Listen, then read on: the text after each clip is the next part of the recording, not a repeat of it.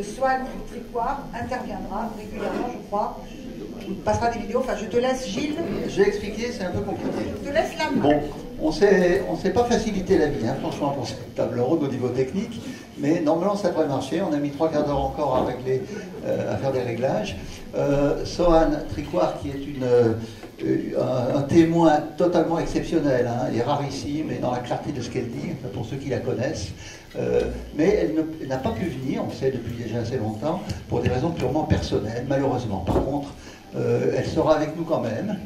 C'est-à-dire qu'au lieu d'être là, au lieu d'être en visio en permanence, parce qu'il n'y a pas de wifi ici, c'est compliqué, hein, donc on passe par les téléphones, c'est un peu hasardeux. Hein, et elle aussi, elle a une connexion qui n'est pas très bonne. Donc, dans la table ronde, quand ça sera à son moment de parler, j'interpellerai les intervenants au moment voulu. J'ai enregistré son témoignage en vidéo.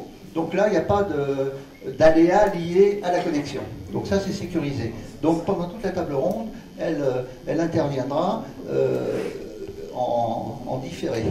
Par contre, pour la discussion, elle sera en visio. Et c'est là qu'est le risque majeur. Bon, on verra, et puis sinon, tant pis, mais ça serait vraiment dommage qu'elle ne puisse pas répondre aux questions. Je suis certain que vous allez être passionné par ce qu'elle va dire et que vous aurez envie de lui poser des questions. Voilà, donc je vous explique tout ça, et pour dire que je vais passer de ma chaise là à l'ordinateur pour faire des passages, des changements d'écran, tout ça, ça sera un peu compliqué, après connecter la visio. C'est dire qu'on vit dans le danger. Alors, bon, ça c'est Sohan, hein, qui est une ancienne naturopathe professionnelle qui est repentie de la naturopathie. Alors, ce qui est intéressant, ah oui, une précision. L'idée, c'est comme pour ce matin, c'est pas de démontrer quoi que ce soit. C'est pas de dire la naturopathie, c'est bien, c'est pas bien, et de faire un débat pour ou contre.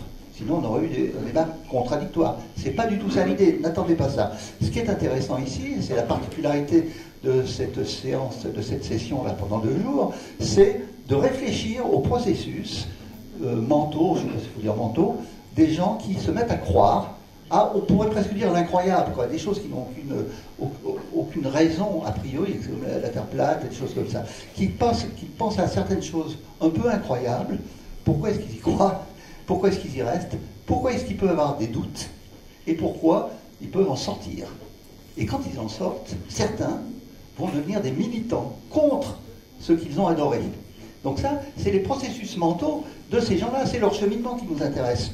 C'est pas de dire, on va pas parler de l'ostéopathie, de l'homéopathie en disant c'est bien, c'est pas bien, et oui, pour ceci, et les preuves. C'est pas la question, hein. On est d'accord qu'il n'y ait pas d'ambiguïté sur le propos. Alors, nous avons également un témoignage de déconverti également, qui est Grégoire Perra, qui a été un des grands cadres de l'anthroposophie française pendant une 30aine d'années quand même, c'est pas rien, qui nous expliquera au moment voulu son expérience, et notamment sous l'angle médical. Car il existe, je ne sais pas si vous avez déjà entendu ce terme, il existe une médecine anthroposophique. Non, ça ne vous dit rien. Bah, pourtant, elle est importante et je pense malheureusement de plus en plus. Nous avons Mathieu Ropiquet, qui n'est pas très vieux, qui est interne en médecine dans la région parisienne et qui est très très actif, notamment en tant que membre du collectif No Fake Med, mais pas seulement. Il fait partie des gens qui ont fait sortir le problème de Doctolib, vous avez entendu, avec Irène Grosjean, et également Médouci, il parlera de tout ça. Hein, donc il est extrêmement pertinent pour tout ça, même s'il n'a jamais été croyant. Donc il n'est pas un déconverti. Et puis nous aurons bien sûr Thierry Paul avec nous, qui est grand spécialiste des mécanismes de la croyance et de la décroyance, même s'il dit que c'est surtout la croyance qu'on connaît, pas trop la décroyance. Et il interviendra à certains moments pour nous donner certains éclairages. Voilà, et puis après nous aurons une discussion, et la discussion, encore une fois, on fera de la visio, j'espère qu'on y arrivera. Alors on va commencer par Sohan, et là donc, on va se jeter à l'eau, on va mettre une vidéo, il faut switcher d'un écran à l'autre, enfin normalement on y arrive, ça va.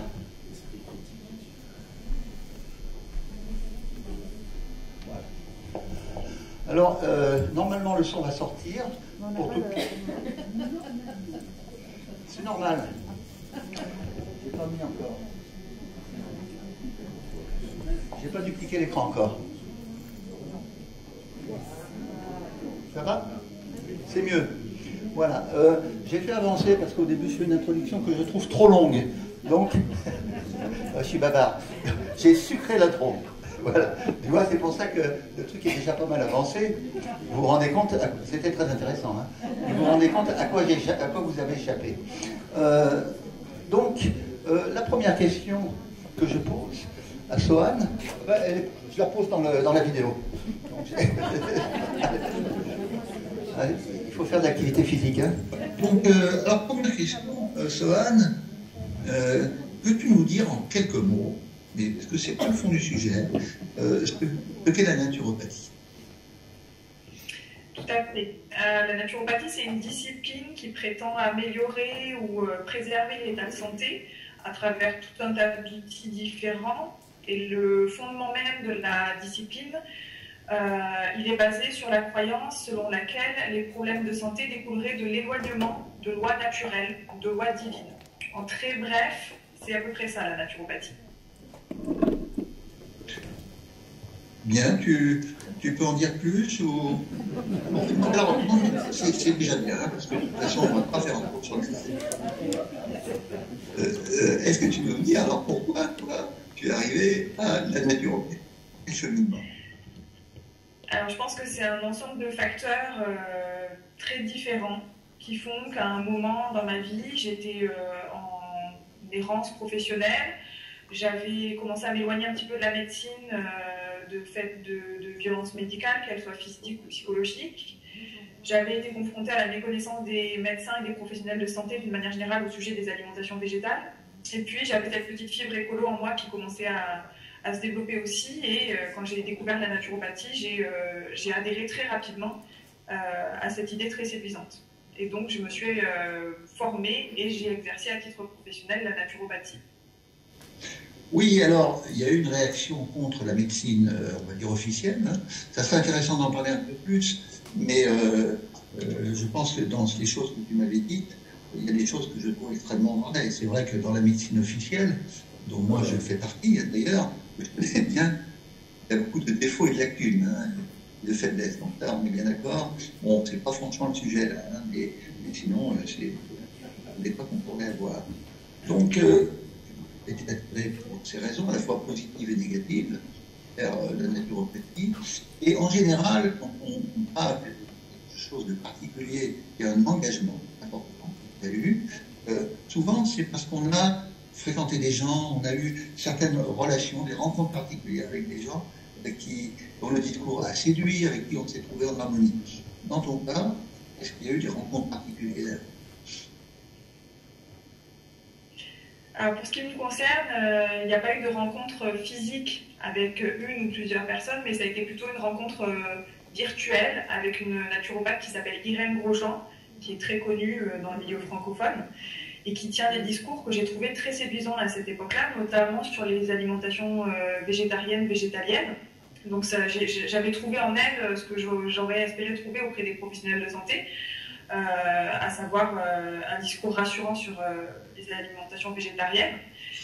Et cette rencontre virtuelle, du coup, elle s'est faite à une période donc, que j'évoquais d'errance professionnelle, donc elle tombait très très bien. C'était un moment où j'étais en train de repenser ma vie professionnelle et de me projeter sur autre chose.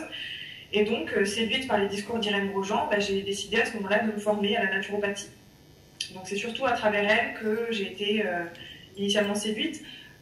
Il faut préciser qu'aujourd'hui, je ne peux plus encadrer les propos d'Irène Grosjean. Je les trouve particulièrement violents, particulièrement irrationnels, particulièrement déplacés. Ce n'était pas le cas à l'époque. Très bien, bon, c'est vrai qu'on l'écoute, on est un peu scandalisé. Bon, c'est pas le sujet, Irène Grosjean n'est pas le sujet, on ne va pas faire sa promo. Alors, toi, bon, tu es tombé dans ce genre de discours qui t'ont séduit, hein, pour des raisons qui t'appartiennent à l'époque, qui t'appartenaient. Et tu es quoi? Tu avais déjà un certain bagage, tu avais fait certaines études, tu étais dans certaines positions au niveau professionnel. Est-ce que tu peux nous en dire quelques mots? Moi, avant ça, j'avais déjà une licence en droit public et un master en entrepreneuriat. Et j'ai été déjà très à l'aise dans tout ce qui pourrait s'apparenter à une posture d'accompagnement. Et donc c'est vrai qu'une fois que j'ai été formée à la naturopathie, c'était assez naturel pour moi de reprendre cette posture d'accompagnement dans cette discipline-là et donc d'exercer en tant que thérapeute, entre guillemets.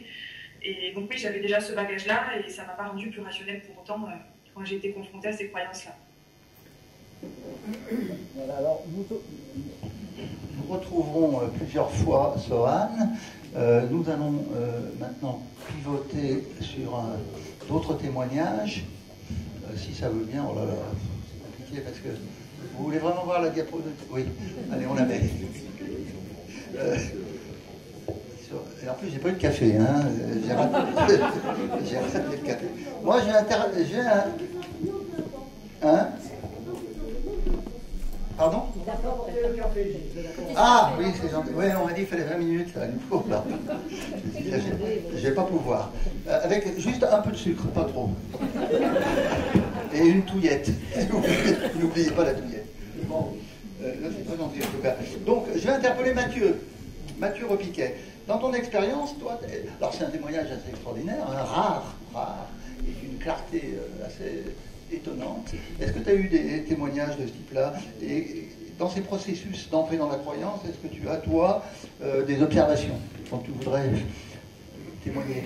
Alors, on va dire la première partie du parcours de Sohan, elle est tellement classique pour tout ce qui est des métiers, dans les métiers douces, à savoir une période un peu d'égarement, d'errance professionnelle. Et la plupart sont en reconversion pro.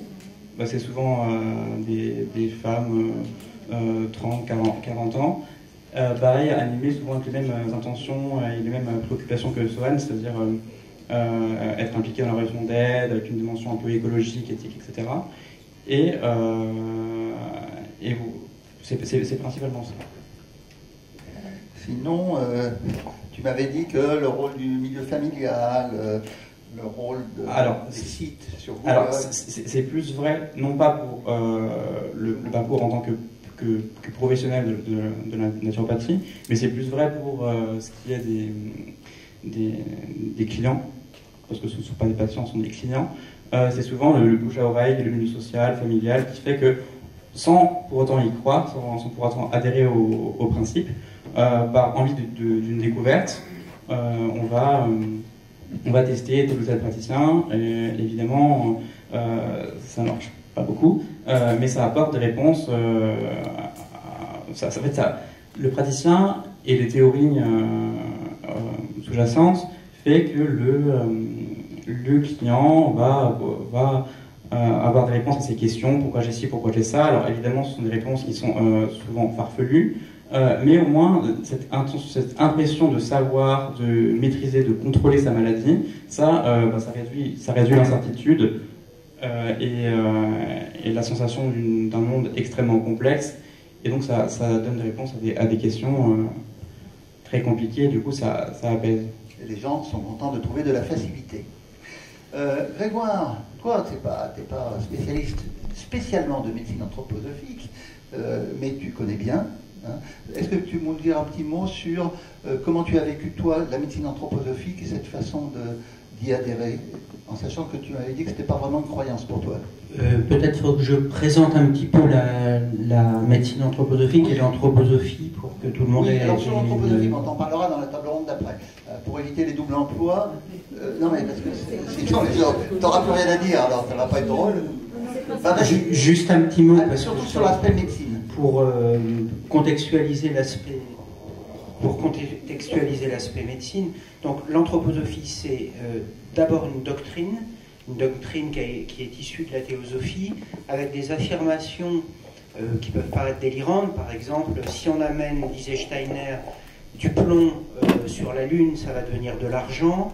Le cosmos s'arrête à Saturne. Si on va au-delà de l'orbite de Saturne, on sort de l'espace et du temps. Mars est une planète liquide sur laquelle il y a des dinosaures invertébrés qui se font la guerre en permanence. La Lune est peuplée de nains hurleurs de la taille d'un enfant de 7 ans, et leurs cris rendent fous les personnes qui ont des troubles mentaux, etc. Je pourrais multiplier ce genre d'affirmations qui font partie de la doctrine anthroposophique, mais ça se combine avec l'idée, quand les anthroposophes présentent cette doctrine, ils disent on est une science du spirituel, et donc en fait il y a ce savant mélange entre quelque chose qui veut se présenter comme scientifique et quelque chose qui est totalement délirant, avec des affirmations complètement péremptoires. L'île de Pâques a sombré, vous ne savez peut-être pas, mais voilà, l'île de Pâques a été engloutie sous les flots, a déclaré Steiner.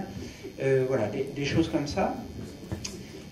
Ça pourrait être resté quelque chose de drôle et d'anecdotique, une croyance parmi d'autres, si l'anthroposophie n'avait pas réussi à se diffuser de manière masquée à travers un certain nombre d'émanations, comme la biodynamie, l'agriculture biodynamique, les écoles Steiner, qui ont, moins en France maintenant, mais qui ont encore une bonne réputation, des banques comme la Nef, comme GLS, comme Triodos. Il y a des arts anthroposophiques, et est-ce que j'oublie encore quelque chose? Oui, la médecine anthroposophique. Donc la médecine anthroposophique, pour en dire un mot, elle est très compliquée à dénoncer parce que les médecins anthroposophes sont médecins. Ils sont d'abord en réalité anthroposophes, mais ils ont passé leur diplôme de médecine. Et ils présentent la médecine anthroposophique comme un élargissement de la médecine traditionnelle. Ce n'est pas du tout un élargissement, c'est une contradiction avec la médecine traditionnelle, mais c'est présenté comme un élargissement. Il y a une formule chez les anthroposophes qui dit tout, c'est il faut entrer dans la peau du dragon. Ça, c'est la formule qui résume l'anthroposophie et la médecine anthroposophique. Il faut rentrer dans la peau du dragon. Et le terme rentrer qu'utilisait Steiner veut dire à la fois endosser, comme on endosse un déguisement, et pénétrer, c'est-à-dire faire la peau. Donc, qu'est-ce que c'est le dragon? C'est la science, c'est la médecine conventionnelle, et il faut à la fois, dans un double geste, l'endosser, c'est-à-dire se vêtir du déguisement du discours médical scientifique, et la pénétrer, c'est-à-dire lui faire la peau, la tuer, pour la remplacer par la médecine anthroposophique. Voilà pour une présentation. Voilà, merci Grégoire. Donc là, on a vu, on ne va pas s'éterniser là-dessus, hein, entrer dans la croyance, c'est des choses qu'on prend pas mal, on en a parlé beaucoup ce matin, hein, avec Thierry, avec d'autres. Alors une fois qu'on est dans le processus de croyance, et là dans croyance pseudo-médicale, comment est-ce qu'on est dedans? Est-ce qu'on y est confortable? Est-ce qu'on a un sentiment d'appartenance? On est dans une communauté? Donc on va appeler à nouveau Sohan pour qu'elle nous dise ce qu'elle en pense. Oh, miracle! Et alors donc tu as été naturopathe, pas simplement sympathisante, mais active. Des formations, tu as pratiqué la naturopathie, tu t'es engagé comme, on peut dire, professionnel de la naturopathie, qui apportait d'ailleurs une bonne partie de subside de sa survie économique, donc ce qui est quand même déjà un bon signe d'engagement. Et quand tu étais dans ce milieu, dans cette ambiance, que tu étais confortable. Alors oui. Comment on en est sorti? Donc, du coup, à l'époque, comment tu vivais ça? Il y a des aspects sur lesquels j'étais confortable et d'autres pas. Dès la période de formation, je me suis sentie par moments comme étant un petit peu le vilain petit canard, où j'essayais d'apporter un petit peu un regard critique, mais finalement, avec le recul dont je fais preuve aujourd'hui, bien moins que ce que je pensais à l'époque. Et dans le même temps, j'ai quand même été très bien intégrée parmi mes collègues, parmi les professionnels qui évoluent dans ces types de thérapies alternatives. J'ai été très très bien intégrée puisque j'ai fait mon réseau professionnel pendant plusieurs années, tout s'est très bien passé. J'étais très bien intégrée aussi auprès de ma patientèle, ma clientèle plutôt du coup, puisque je n'étais pas professionnelle de santé. Et j'ai pensé à un truc qui m'a échappé. Ah mince! J'ai pensé à autre chose. Oui, j'étais bien intégrée et j'étais acquise à ces croyances au point que quand j'ai commencé à remettre en question la naturopathie, j'ai voulu la rationaliser et j'ai voulu la défendre encore plus. J'ai voulu rendre la naturopathie plus rationnelle en éliminant un certain nombre de croyances et en imaginant pouvoir faire ressortir le meilleur de la naturopathie. Donc j'ai eu cette volonté-là pendant un temps. Bon, ben, ça m'est passé assez rapidement, mais voilà, ça témoigne de l'intégration que j'avais quand même dans ce milieu-là. Oui, donc tu étais quand même tu étais dans le système, tu avais peut-être des réticences par rapport à un certain manque de rigueur, mais ça tu l'as nous expliqué. Et tu étais quand même dans une espèce de communauté, dans un écosystème, une communauté de pensée.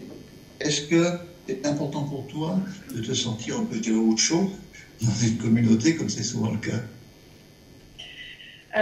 Ça a beaucoup compté pendant la période de formation. Il y a vraiment, je ne pensais pas que j'étais aussi sensible à l'effet de groupe, mais clairement, le fait d'être en groupe quotidiennement avec les mêmes personnes, on a beau se penser rationnel, on peut adhérer à des choses auxquelles on n'imaginerait pas de prime abord adhérer. C'était le cas notamment sur la réflexologie plantaire. Quand j'ai entendu parler de ça pour la première fois, j'ai trouvé ça complètement aberrant. Et en fait, j'ai pratiqué ça très rapidement. J'ai été très vite convertie, entre guillemets, à cette discipline. Donc oui, le groupe a beaucoup compté. Et c'est d'ailleurs quand j'ai commencé à me sentir plus seule dans ma pratique, quand j'ai quitté l'école, que j'ai commencé petit à petit à remettre en question certaines choses. Donc tu étais en fait... Ça c'est la suivante. Donc je vais peut-être pas remettre la diapo, hein, faut pas... vous la connaissez par cœur. Oui, peu importe l'image que vous avez là. Les hasards de l'arrêt sur image. Non, je vais laisser, c'est pas grave. Il faut un peu se moquer de soi-même. Donc, ce qui est très intéressant dans ce qu'elle a dit par rapport à ce matin, c'est que elle, comme ça a été dit par Sam Busseret, je crois, il disait les gens qui ont démonté intellectuellement et scientifiquement, quasiment et analytiquement une croyance, vont le faire en fait en creusant, mais pour asseoir cette croyance, pour la démontrer. Ils vont dire, moi je vais être plus malin, je vais être nobelisé, comme disait Serge Brett-Morel avec l'astrologie. Donc je vais trouver, moi, les arguments scientifiques. Donc je vais creuser pour ça, pas pour démonter l'astrologie. Et ce qui est extraordinaire, c'est qu'en général, quand ils le font, ceux qui le font vraiment, du coup, ils sortent du truc, parce qu'ils voient bien que ça ne colle pas. C'est ça qui est très intéressant, et c'est ce qu'elle a fait. C'est ce qu'elle a fait. Alors, Thierry, on a parlé de la croyance ce matin, on ne va pas redire tout.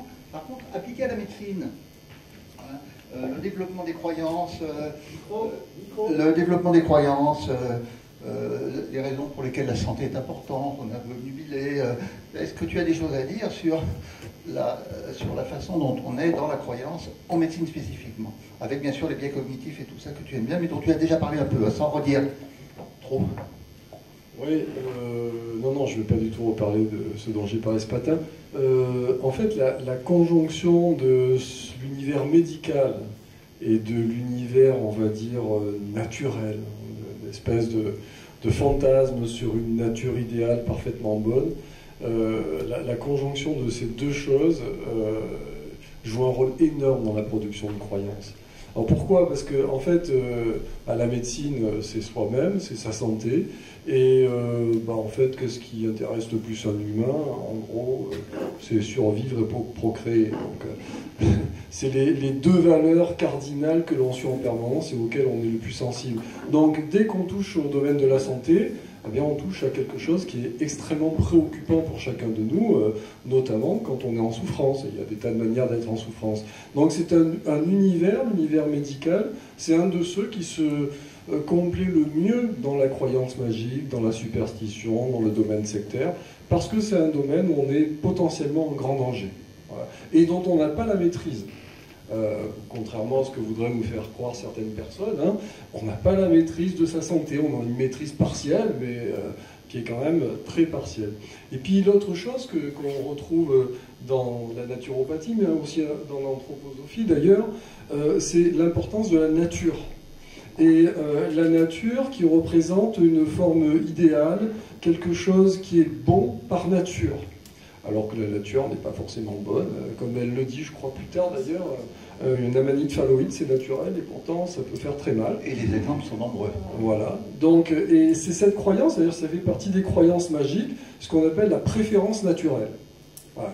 Si on dit à des gens, qu'est-ce que vous préférez? Un médicament naturel qui a telle composition chimique, ou ce médicament qui est le même mais qui est artificiel, et qui a la même composition chimique, mais il fera la même chose. Lequel vous préférez? Celui qui est naturel. Tout le monde réagit à peu près comme ça. Parce qu'on a dans chacun de nous cette forme de croyance qui n'est pas du tout légitime, que la nature recèle quelque chose d'éminemment positif. Donc la conjonction santé et nature est quelque chose qui nous prédispose, on va dire, la croyance magique à la dérive sectaire. Et on voit bien qu'actuellement, si on regarde les résultats de la Miviludes, une grande partie des dérives sectaires tournent autour de ces thématiques-là. Merci Thierry, et c'est vrai que pour ce qui est de la nature, toute la pharmacopée moderne, elle se base uniquement sur la nature. De toute façon, pour faire des médicaments, on a à notre disposition que ce qui est disponible dans la nature. On a énormément de produits qui sont d'origine végétale, il y en a qui sont d'origine animale, les héparines et autres, et il y en a qui peuvent être d'origine minérale, mais c'est plus rare. Donc on fait avec. Mais par contre, alors évidemment, quand on fait des huiles essentielles, on a pas mal trafiqué les plantes, mais on oublie qu'il y a eu un process quand même, physico-chimique, et on oublie, on veut dire oui, c'est naturel. Par contre, à partir de quand ça n'est plus naturel? Et là, c'est pas toujours très clair. Enfin, ça serait un autre débat. Juste rajouter un petit élément dont on n'a pas trop parlé, mais qui était visible dans le discours qu'on a entendu. Il y a quand même chez Swann, comme chez beaucoup d'autres personnes, une forme de pensée alternative qui conteste l'intérêt de la recherche scientifique, l'intérêt des Lumières, et globalement notre société, puisque notre société est le produit à la fois de la démocratie, du siècle des Lumières, donc, et il y a cette orientation un peu caricaturale, un peu crédule dans le domaine des médecines naturelles, trouve aussi son origine dans le refus d'une société qui, faut bien le reconnaître, sur bien des aspects, pose problème. Donc c'est une forme presque d'engagement politique pour ces gens-là, de dire mais ce monde est pourri, et les médecins traditionnalistes, orthodoxes font partie du système, ils sont pourris eux aussi, et donc il faut trouver une alternative, et l'alternative, on va la trouver dans des choses de ce type. Oui, et globalement, c'est la négation du progrès et la négation de l'intervention de l'homme, on peut dire. Mathieu. Et en l'occurrence, l'alternative est pire que ce qu'on cherche à fuir. Voilà, c'est possible. Dis-moi, Mathieu, ça tombe bien, sur le plan de comment vivent les gens qui sont dans la croyance, toi tu connais très bien ce qui se passe sur les réseaux, les échanges entre adeptes, les effets de groupe, hein, et tu as parlé de ce qu'on appelle le bullshit pseudo-thérapeutique. Je suis sûr que tu as quelques petites choses à dire. En fait, une fois que les personnes, après qu'elles soient intéressées et qu'elles commencent à adhérer, il se forme énormément de communautés numériques, que ce soit des groupes Facebook, des canaux Telegram, etc., où chacun des consommateurs et même des praticiens vont échanger entre eux leurs petites recettes, leurs petites recommandations, etc.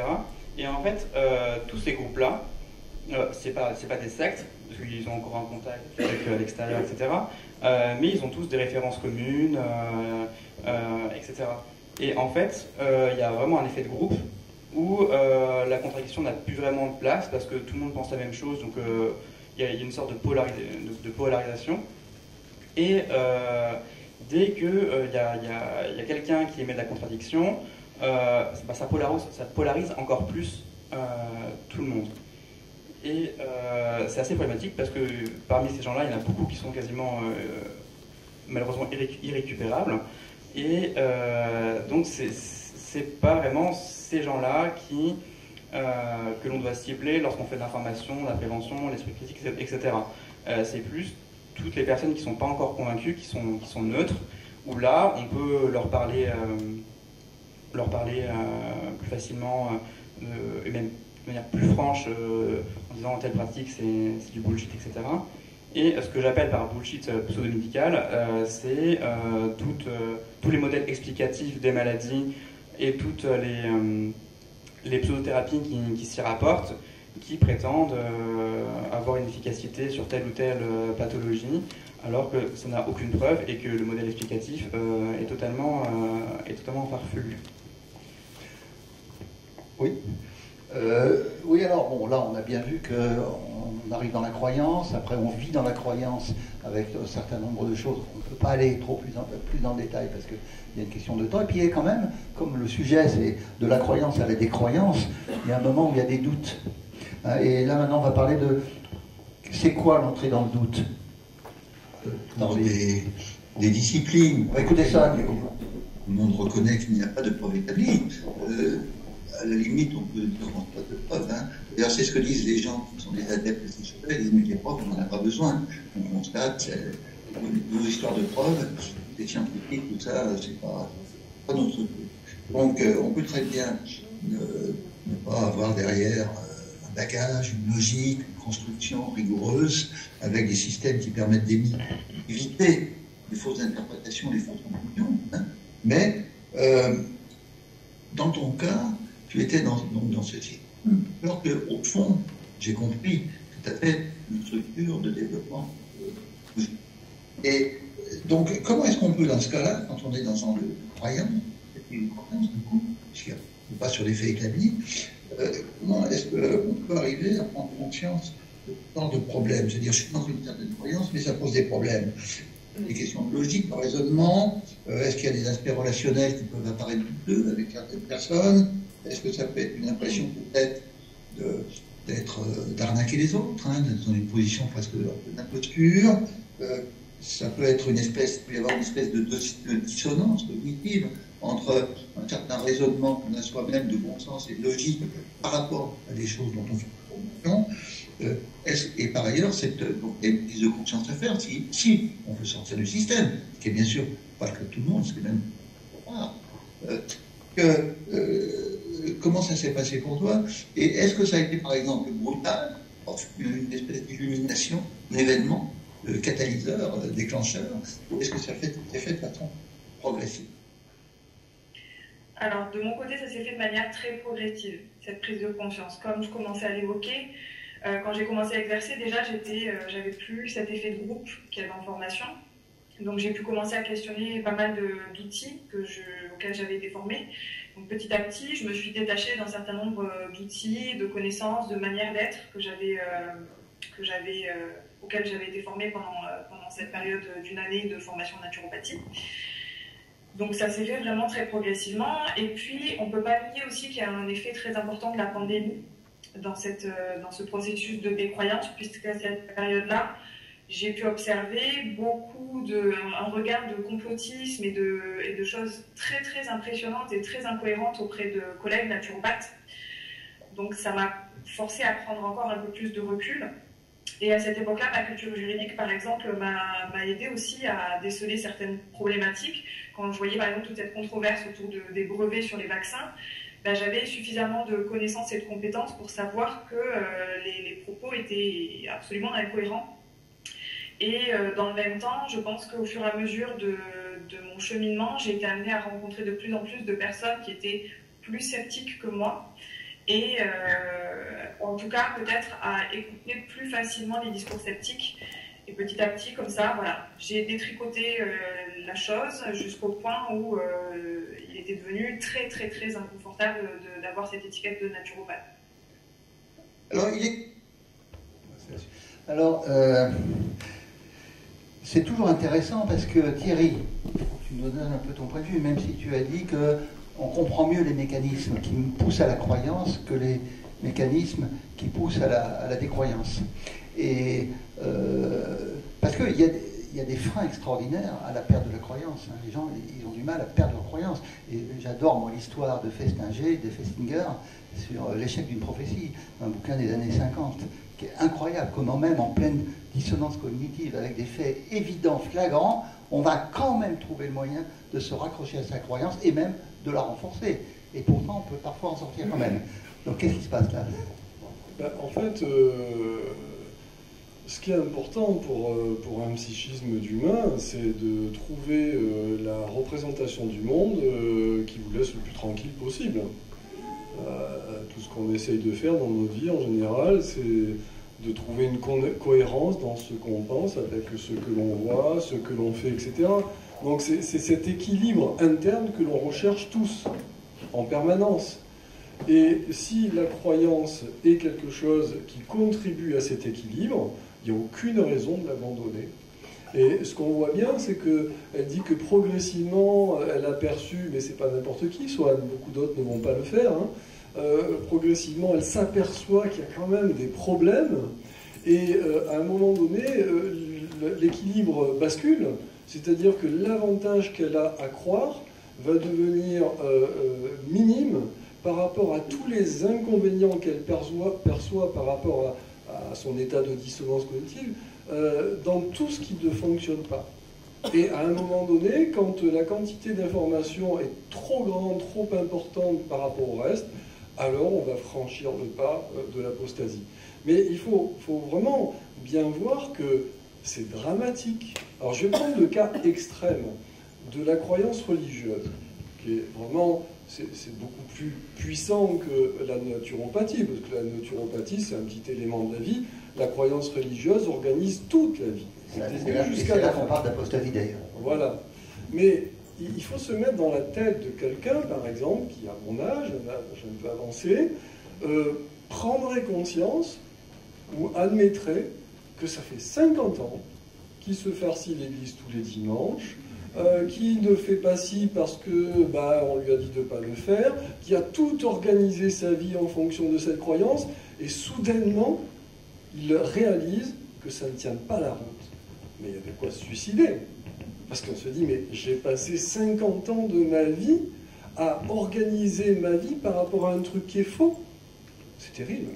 Donc il faut vraiment qu'il y ait des forces énormes pour arriver à surmonter ce que représente l'horreur de la prise de conscience d'une croyance qui nous a guidés toute une vie et qui a été fausse. Alors ça, c'est énorme par rapport à la croyance religieuse, parce qu'elle détermine toute notre vie, mais c'est vrai aussi d'autres croyances de ce type qui sont plus locales, on va dire. Une croyance complotiste, elle est plus locale. Mais il y a des tas de témoignages qui montrent que les personnes qui ont abandonné leur croyance, pour des raisons diverses et variées, elles ont vécu une très grande blessure, y compris une blessure narcissique.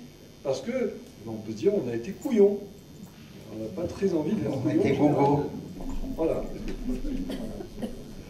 Oui, attends, non, mais vas-y Mathieu, après je peux dire.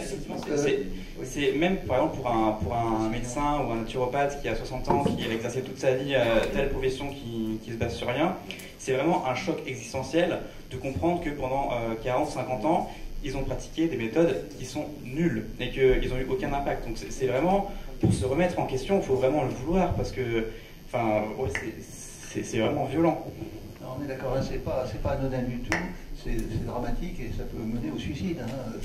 Mais est-ce qu'il y a des événements déclencheurs, par exemple, des événements catalyseurs qui vont précipiter le développement du doute, et je parle notamment en médecine?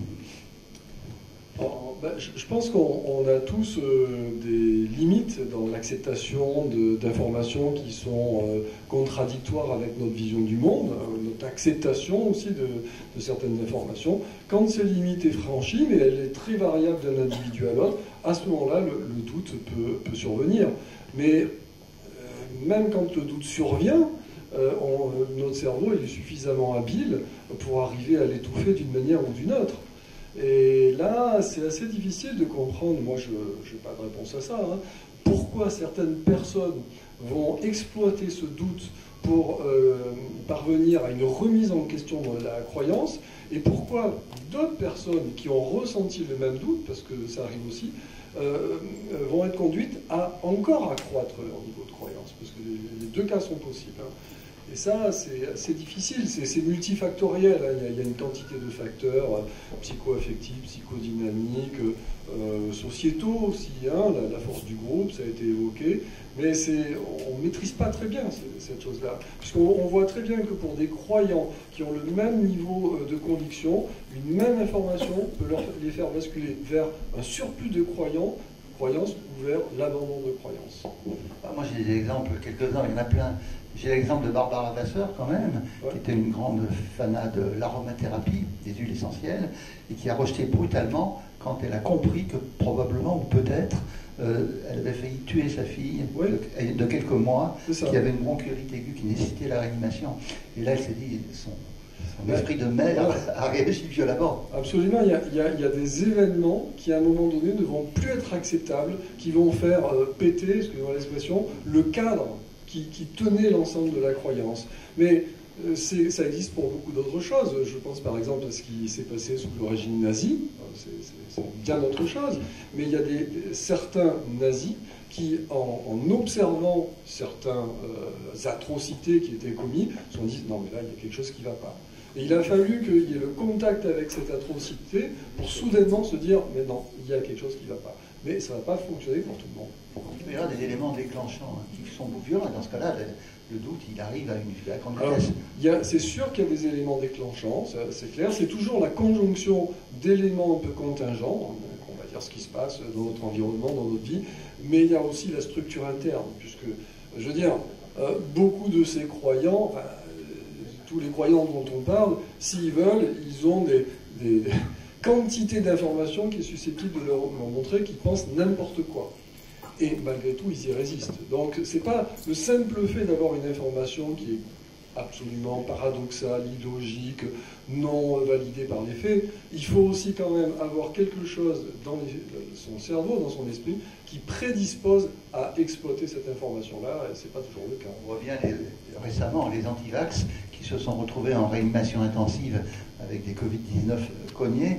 Et il y en a qui ont renforcé en disant « je serais mort si j'avais été vacciné ». Il y a eu les deux cas de figure, en fait. Et il y a ceux qui ont dit « oh là là, mais voilà. Quel idiot j'ai été de ne pas faire vacciner ». À l'occasion d'une maladie grave, certains ont basculé, on se dit « mais non, là, à un moment donné, j'ai débloqué ». On a eu des témoignages extraordinaires. Qui ont renforcé leur niveau de position anti-vax. Alors, il y a eu la femme de médecin, justement, anti-vax, qui est mort de la Covid, qui voulait témoigner, parce qu'il était anti-vax. C'est malin. Mais malheureusement, parfois, pour ce qui concerne l'environnement dans le domaine médical, c'est que la prise de conscience, c'est trop tard, en fait. Un patient qui, à un moment donné, va chez son médecin généraliste, qu'on lui diagnostique un cancer, et qui, au lieu d'aller chez l'oncologue, va chez un naturopathe qui lui dit des purges de jus, c'est mieux. À ce moment-là, le cancer, il pourrait être traitable, mais au final, quand il se retrouve en réanimation ou à l'hôpital, il a perdu 2 mois, le cancer a beaucoup trop progressé, il y a des métastases, et là, c'est trop tard. Et en fait, malheureusement, c'est l'entourage qui prend conscience a posteriori que il était dans des croyances dangereuses. Ouais, et c'est pour ça qu'en fait, les croyances irrationnelles ou idiotes, si on peut le dire comme ça, parfois, ça n'a pas beaucoup de conséquences sociales. Parfois, c'est juste, je perds de l'argent en dépensant 100 € pour une consultation chez une astrologue. Mais là, dans le domaine médical, c'est que ça a des conséquences qui sont directes. Que ce soit même pour ses propres enfants, refuser une vaccination ou quelque chose comme ça, ça a vraiment des conséquences directes. Justement, Mathieu, puisque tu as le micro, toi, ce que tu fais, tes activités, qui sont extrêmement remarquées d'ailleurs au niveau national, consiste à mettre le doute chez les adeptes ou à empêcher à mettre le doute en préventif aussi. Qu'est-ce que tu as comme expérience et comme retour d'expérience? Alors déjà j'ai plusieurs axes. Déjà parler à la population générale. Ensuite là je suis en train de développer un autre axe, c'est développer les futurs pros de santé pour que eux-mêmes ils aient les moyens de répondre aux questions et eux-mêmes ne tombent pas dedans. Mais effectivement quand on parle à la population générale, en général ça passe parce qu'ils n'ont pas encore de conviction, ils sont neutres. Mais quand on cible les personnes qui sont déjà croyantes, là c'est beaucoup plus compliqué et c'est souvent à double tranchant. En général, malheureusement, ça les polarise encore plus. Par exemple, quand je réponds à tel groupe de presse qui appartient à un milliardaire, là ils se disent tous, ok, donc maintenant on a Bernard Arnault sur notre dos, c'est la preuve que c'est un complot, donc ça les radicalise encore plus. Mais en fait, je pense pas, je regarde un peu la littérature académique, il n'y a pas de consensus qui émerge sur quel est le meilleur moyen pour parler aux personnes qui sont déjà dans des croyances. Parfois, certains disent y aller en mode bourrin, mais non, ça polarise. D'autres parlent d'humour ou de satire, et là ça passe. Mais moi, ce que je pense le plus efficace, je crois que c'est Pennycook qui l'avait proposé, c'est l'inoculation. C'est-à-dire, on prend une population qui adhère de manière faible ou qui n'a même pas entendu parler du concept, on leur parle du concept de manière fiable et on leur dit voici les arguments des anti-vax, des machins et tout, et voilà pourquoi c'est faux. Et en fait, c'est le même principe qu'une vaccination, c'est que on leur met dans l'esprit les énoncés des complotistes, des charlatans, etc.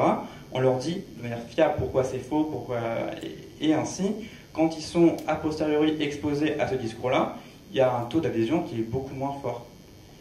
Et à mon avis, il faut exploiter ça. Après, je ne sais pas si ça a été étudié beaucoup, si c'est une théorie qui est fiable. Oui, il y a des travaux dans ce sens, mais il y a la véritable inoculation, c'est-à-dire faire croire à des individus que telle information est vraie, une information tout à fait bizarre, donc le faire de manière très adroitement, pour ensuite leur révéler que non, en fait, c'est totalement faux. Et là, le simple fait de prendre conscience au travers d'un exemple où ils ont failli, c'est-à-dire où ils ont cru quelque chose qui était absurde, c'est pas très difficile à ce moment-là de généraliser, c'est le principe de la vaccination, et de se dire « Ah oui, mais peut-être que je peux fonctionner comme ça pour beaucoup d'autres choses. » Voilà. Et Mathieu, est-ce que l'idée saugrenue te viendrait à l'esprit ou pas d'aller t'inscrire dans des réseaux d'adeptes de médecine alternative pour semer des bonnes graines dans la gueule du loup? C'est déjà fait, mais je suis vite remarqué, malheureusement. Vraiment, c'est compliqué. Enfin, à la fois, c'est intéressant d'un point de vue sociologique, et même, ça fait vraiment une enquête un peu comme avec ce qu'avait fait Festinger dans les années 50-60, c'est que Festinger, même ils étaient 3, ils sont allés dans un groupe qui pensait à la fin du monde, ils ont fait un peu une enquête psychosociologique, et ils ont pondu un livre, L'échec d'une prophétie. Moi, c'est un peu ce que je fais, sauf que je n'ai pas le talent de ces 3 chercheurs. Effectivement, moi, ça m'aide déjà à prendre conscience de comment les personnes raisonnent.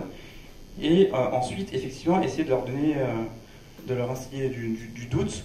Mais c'est compliqué, et c'est ce qui a été évoqué ce matin. Il ne faut pas y aller frontalement en disant voici pourquoi l'hydrologie ça marche pas, etc.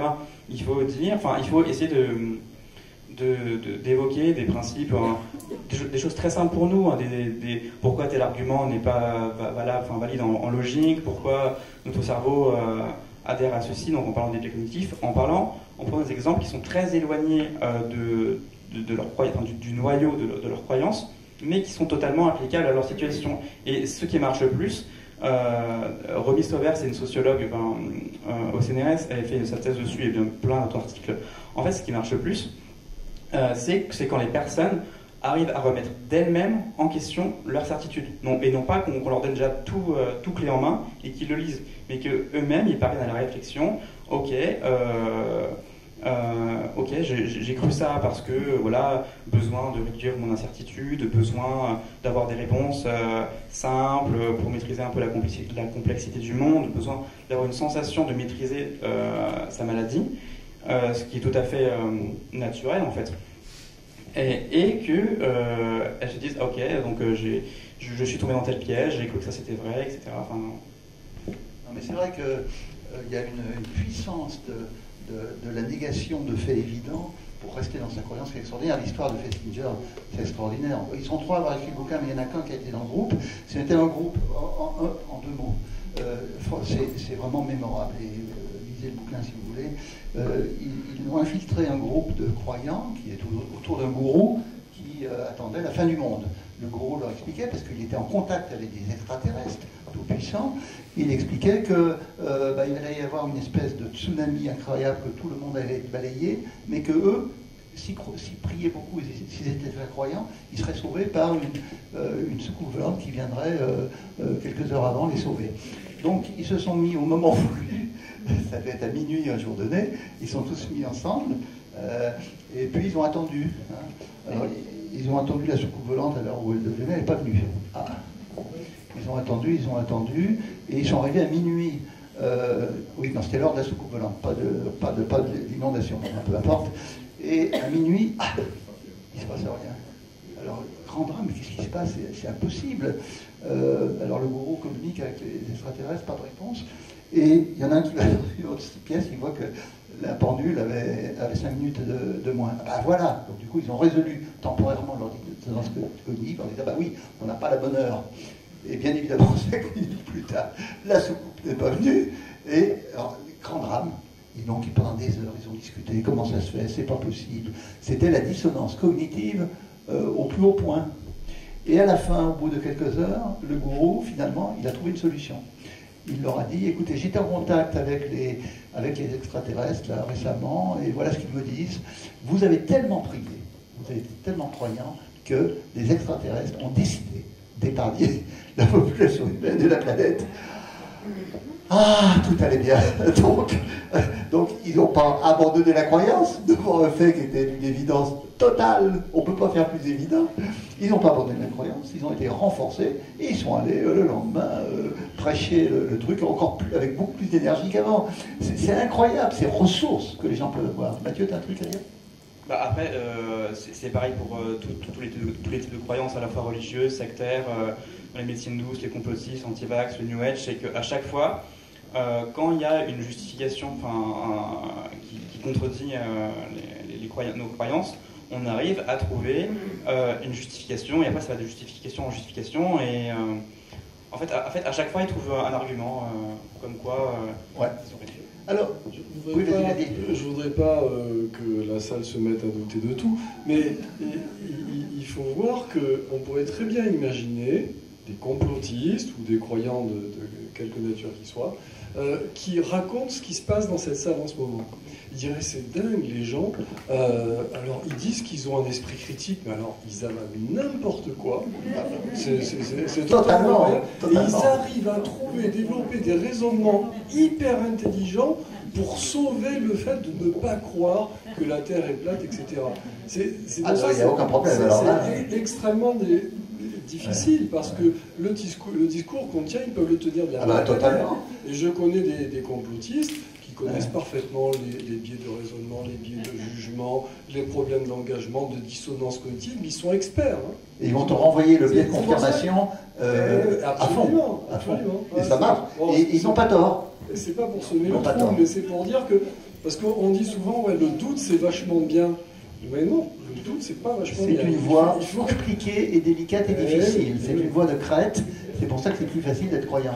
Mais justement, quand on discute, ou même quand on écoute des praticiens en médecine alternative, ou même des adeptes bien forcenés, c'est incroyable de voir à quel point ils ont des certitudes et ils pensent tout savoir de la physiologie, etc. Ouais. Et en fait, même l'esprit critique, et ça a été montré récemment par une collaboration française, c'est que les complotistes, en général, ils pensent avoir un esprit critique énorme, mais en fait, c'est juste une sensation. Ils sont vrais, quand on leur fait des tests de logique, de machin et tout, ils y arrivent beaucoup moins bien que la population. Ouais.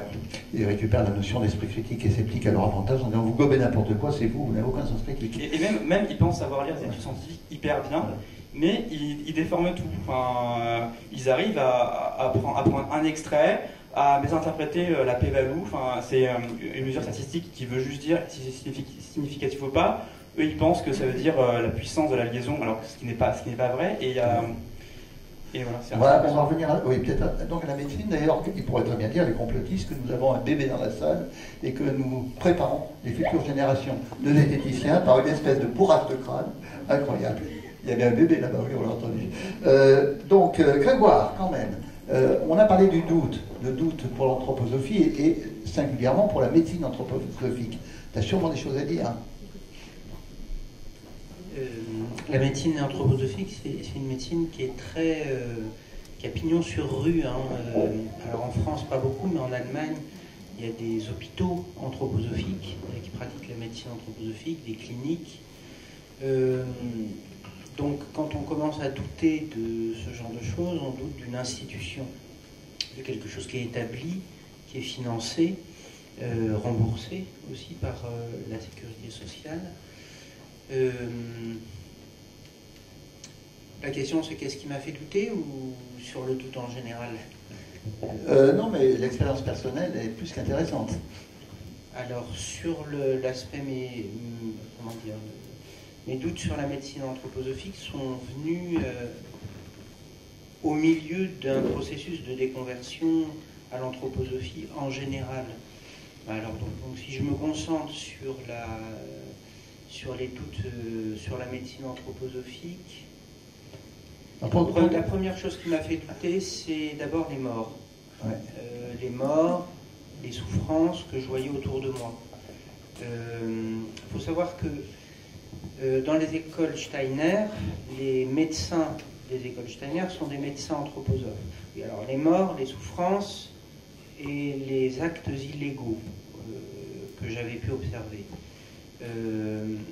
Notamment le fait que dans les écoles, en fait, beaucoup de faits médicaux, ou pas médicaux d'ailleurs, qui vont au-delà du contexte médical, c'est-à-dire qui vont jusqu'au pénal, sont contenus dans les écoles Steiner parce que les médecins des écoles Steiner sont des médecins anthroposophes.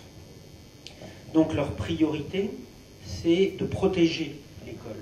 Donc ça, c'est quelque chose que j'avais observé. Mon meilleur ami était médecin anthroposophe et il me racontait en toute transparence les actes de dissimulation, de falsification qu'il avait opérés pour protéger tel professeur qui avait fait telle chose, tel élève ou tel groupe d'élèves qui avait fait telle ou telle chose dans les écoles. Voilà, le souvenir qui a commencé à me faire réfléchir, c'est le jour où il me raconte, mais comme sur le ton d'une conversation totalement anodine, il me dit « Ah oui, alors là, tu sais, tel professeur de telle école, il a été accusé d'actes de pédophilie sur la moitié des enfants du jardin d'enfants. Alors l'école m'a demandé, comme médecin de l'école, d'enquêter un petit peu officieusement pour voir ce qu'il en était.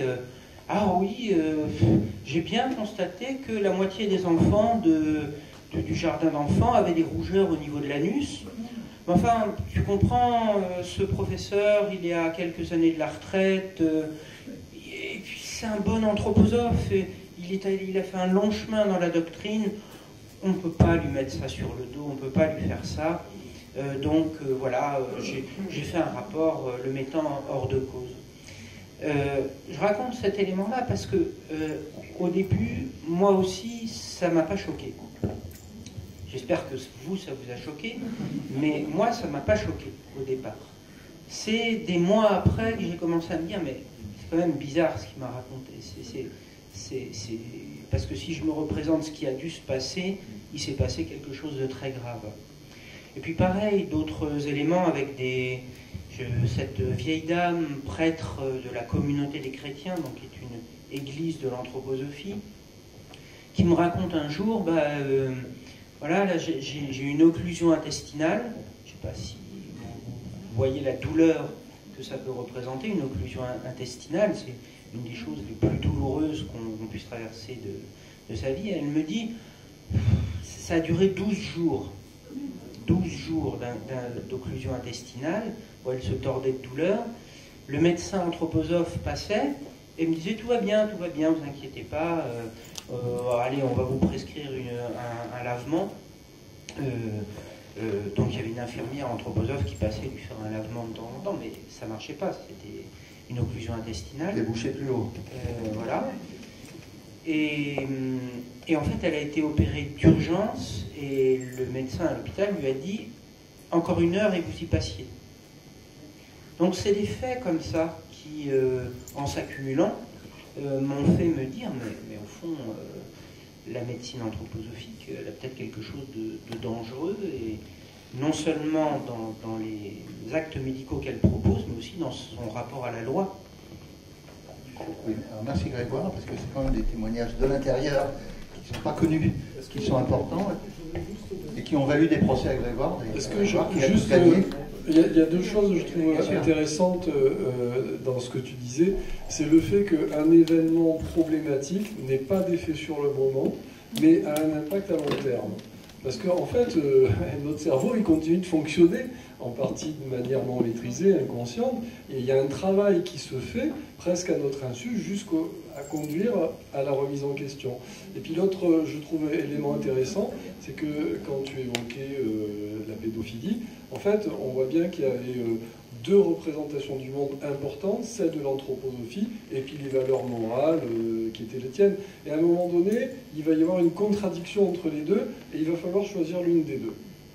Alors soit on choisit de nouveau l'anthroposophie et hop, on met le reste sous le tapis, soit trop altérer cette haute représentation morale concernant la pédophilie était insupportable et donc il fallait remettre en cause l'anthroposophie. Souvent c'est comme ça, c'est l'opposition entre représentation du monde qui sont incompatibles et il faut faire un choix. Ce qui est passionnant et un peu original, c'est que pour Grégoire, ce n'est pas une question rationnelle, scientifique, analytique qui l'a poussé à rejeter la médecine anthroposophique, mais c'est des raisons morales et éthiques. C'est pas forcément le plus courant, enfin, il me semble.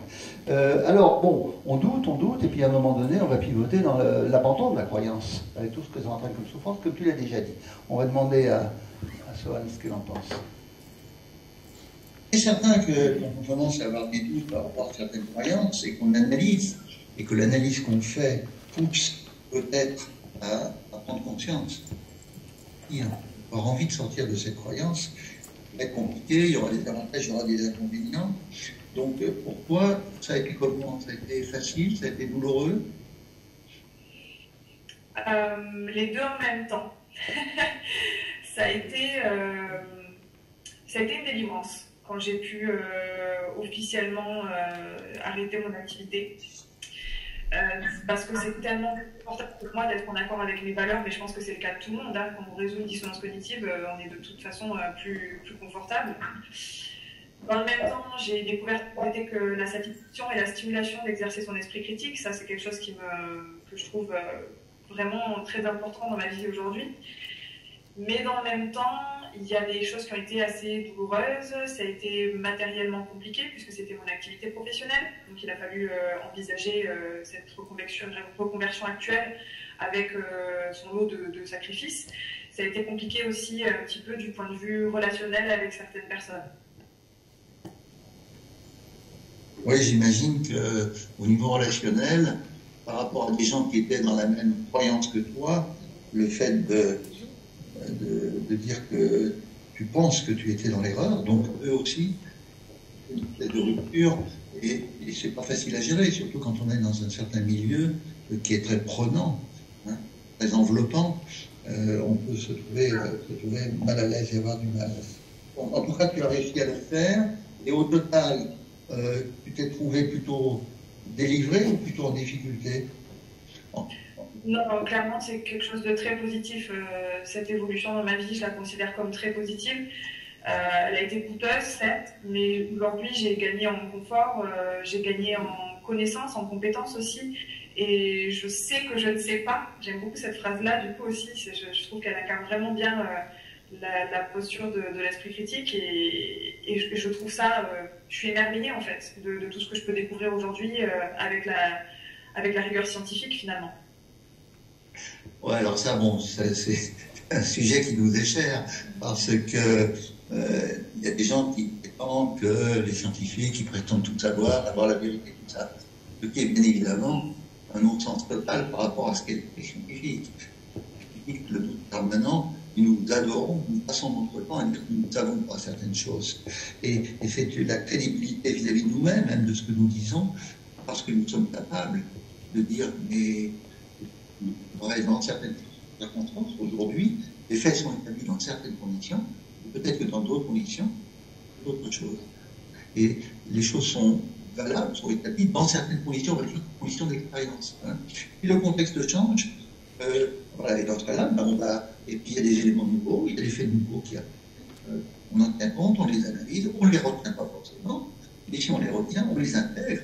Et du coup, on va changer l'opinion qu'on a par rapport à telle ou telle théorie, ou tel fait, ou telle hypothèse. Telle et telle vérité, entre guillemets, on n'aime pas la vérité, hein, sûr.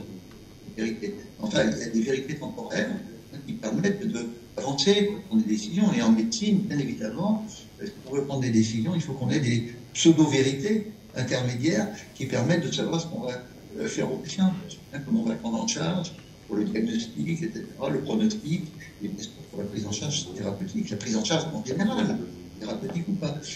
Et donc ça, c'est absolument indispensable d'être dans le doute, dans la revisitation permanente des notions, mais par contre, à un moment donné, il faut quand même compter ce qu'on fait vis-à-vis du patient. C'est ça qu'il y a des conférences de plus internationales ou autres, on dit il y a plein de choses qu'on ne sait pas, il y a des choses par contre qui sont solides. Aujourd'hui, elles sont solides. On va se baser là-dessus, et quand il y aura des éléments de tout ça, on reprend tout ça, on revoit nos produits. Donc là, c'est absolument essentiel, et c'est extrêmement bien que tu aies compris tout l'aspect de la démarche scientifique fondamentale, que tu sois bien, parce que finalement, le but, c'est d'être en accord avec soi-même, en fait.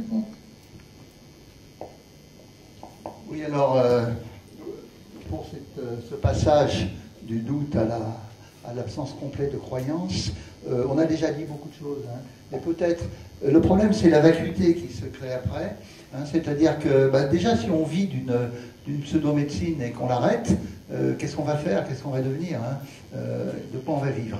Et puis, le vide créé va être terrible, quoi. Si on abandonne tout un ensemble de bullshit médecine,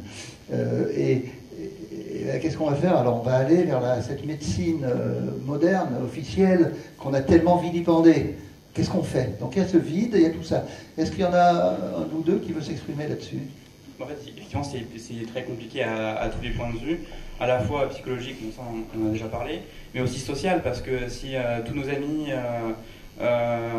pour de ce milieu-là, rencontrés dans les écoles de naturopathie, dans les milieux, etc., on perd tout cela. Pareil, économiquement, c'est dur. Une naturopathe qui comprend qu'elle fait n'importe quoi depuis 10 ans, elle va devoir changer de métier et elle n'a pas forcément un diplôme derrière pour pouvoir se reconvertir rapidement. Et effectivement, il faut aussi combler ça par autre chose. Et moi, je pense que Sohane, le fait qu'elle en parle à tout le monde, ça lui permet un peu de sublimer son expérience passée et cette transition pour rebondir et aller de l'avant.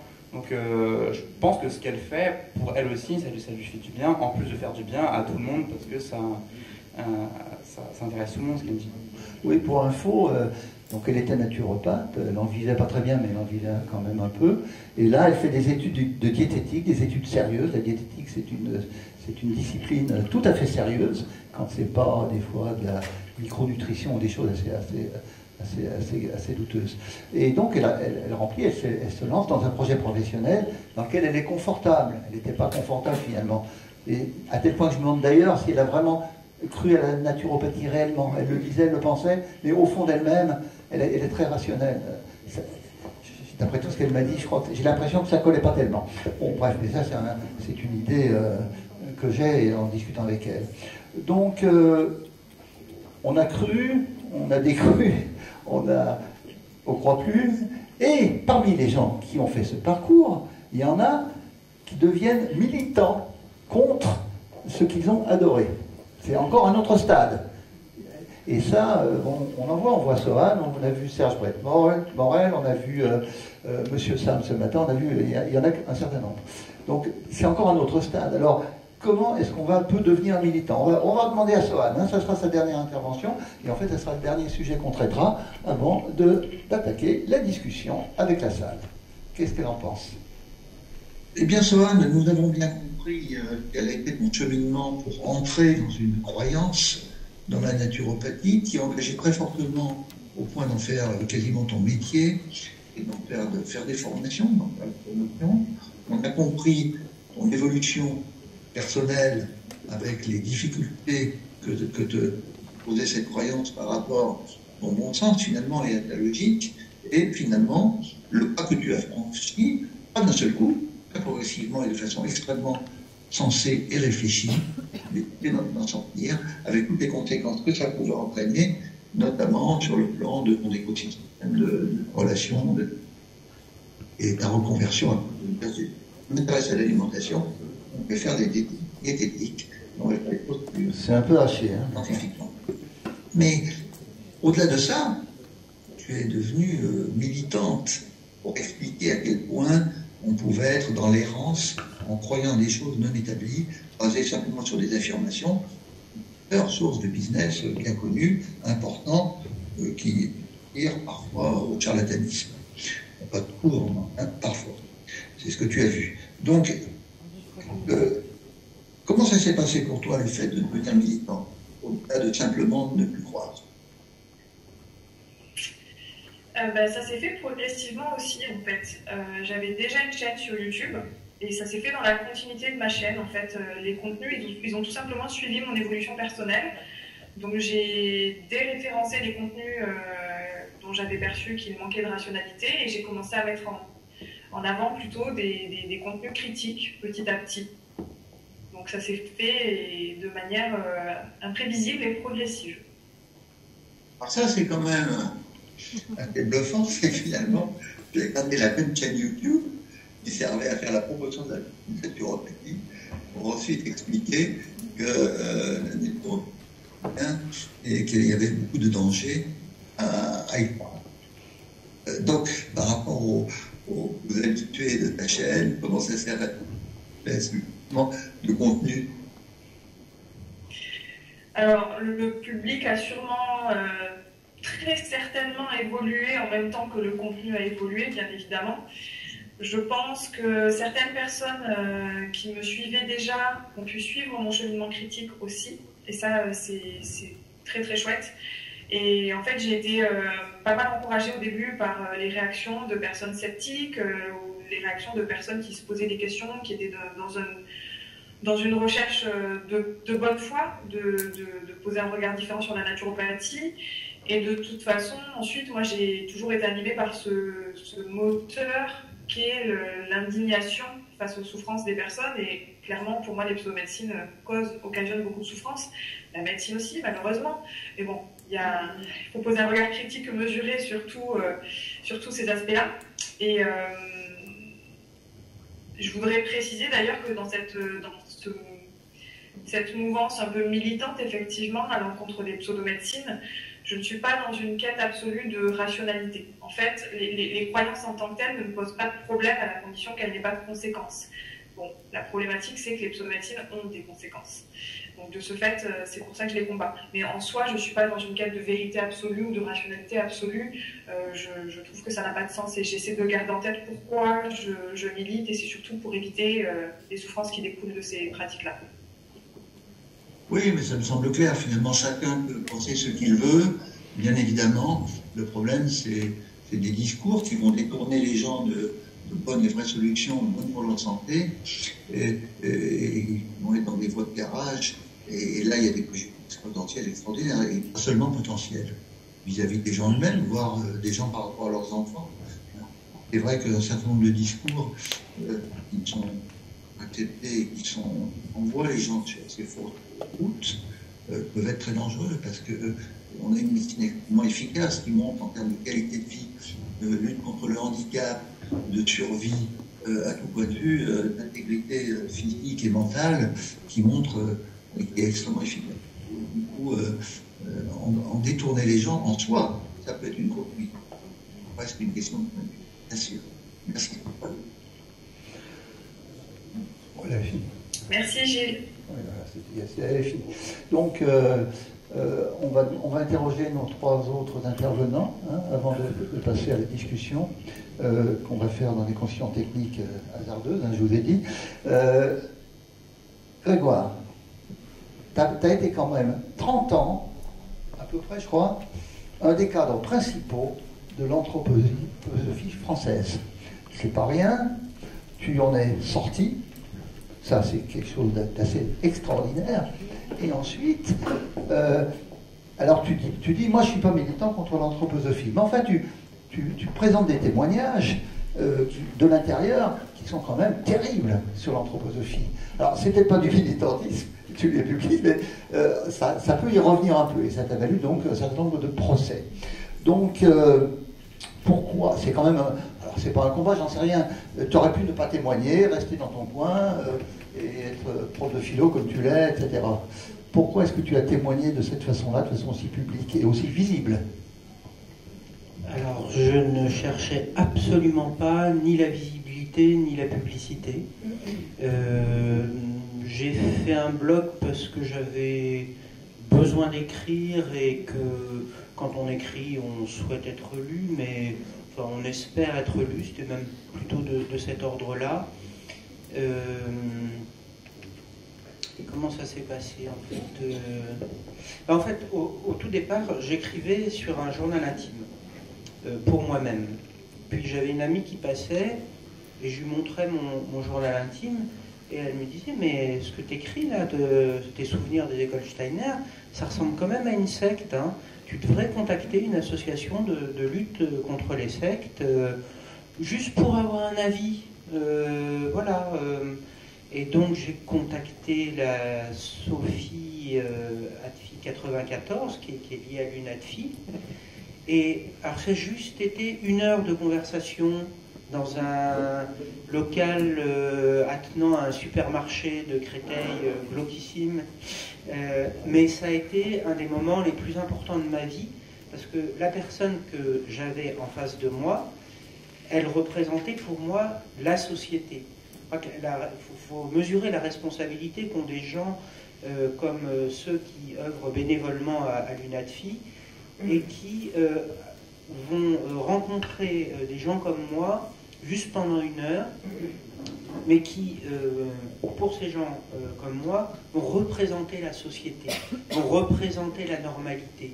Et ce qu'on leur confie, on ne leur confie pas tout. Moi, je n'ai pas tout confié en 1 heure, mais l'important, c'est pas de tout confier, c'est de faire un pas. C'est de faire un pas vers la société, faire un pas vers la normalité. Donc je l'ai fait. Cette personne m'a dit, mais écoutez, ce serait intéressant que je puisse, qu'on puisse avoir un petit peu votre témoignage, parce qu'on n'a pas de témoignage sur les écoles Steiner et l'anthroposophie.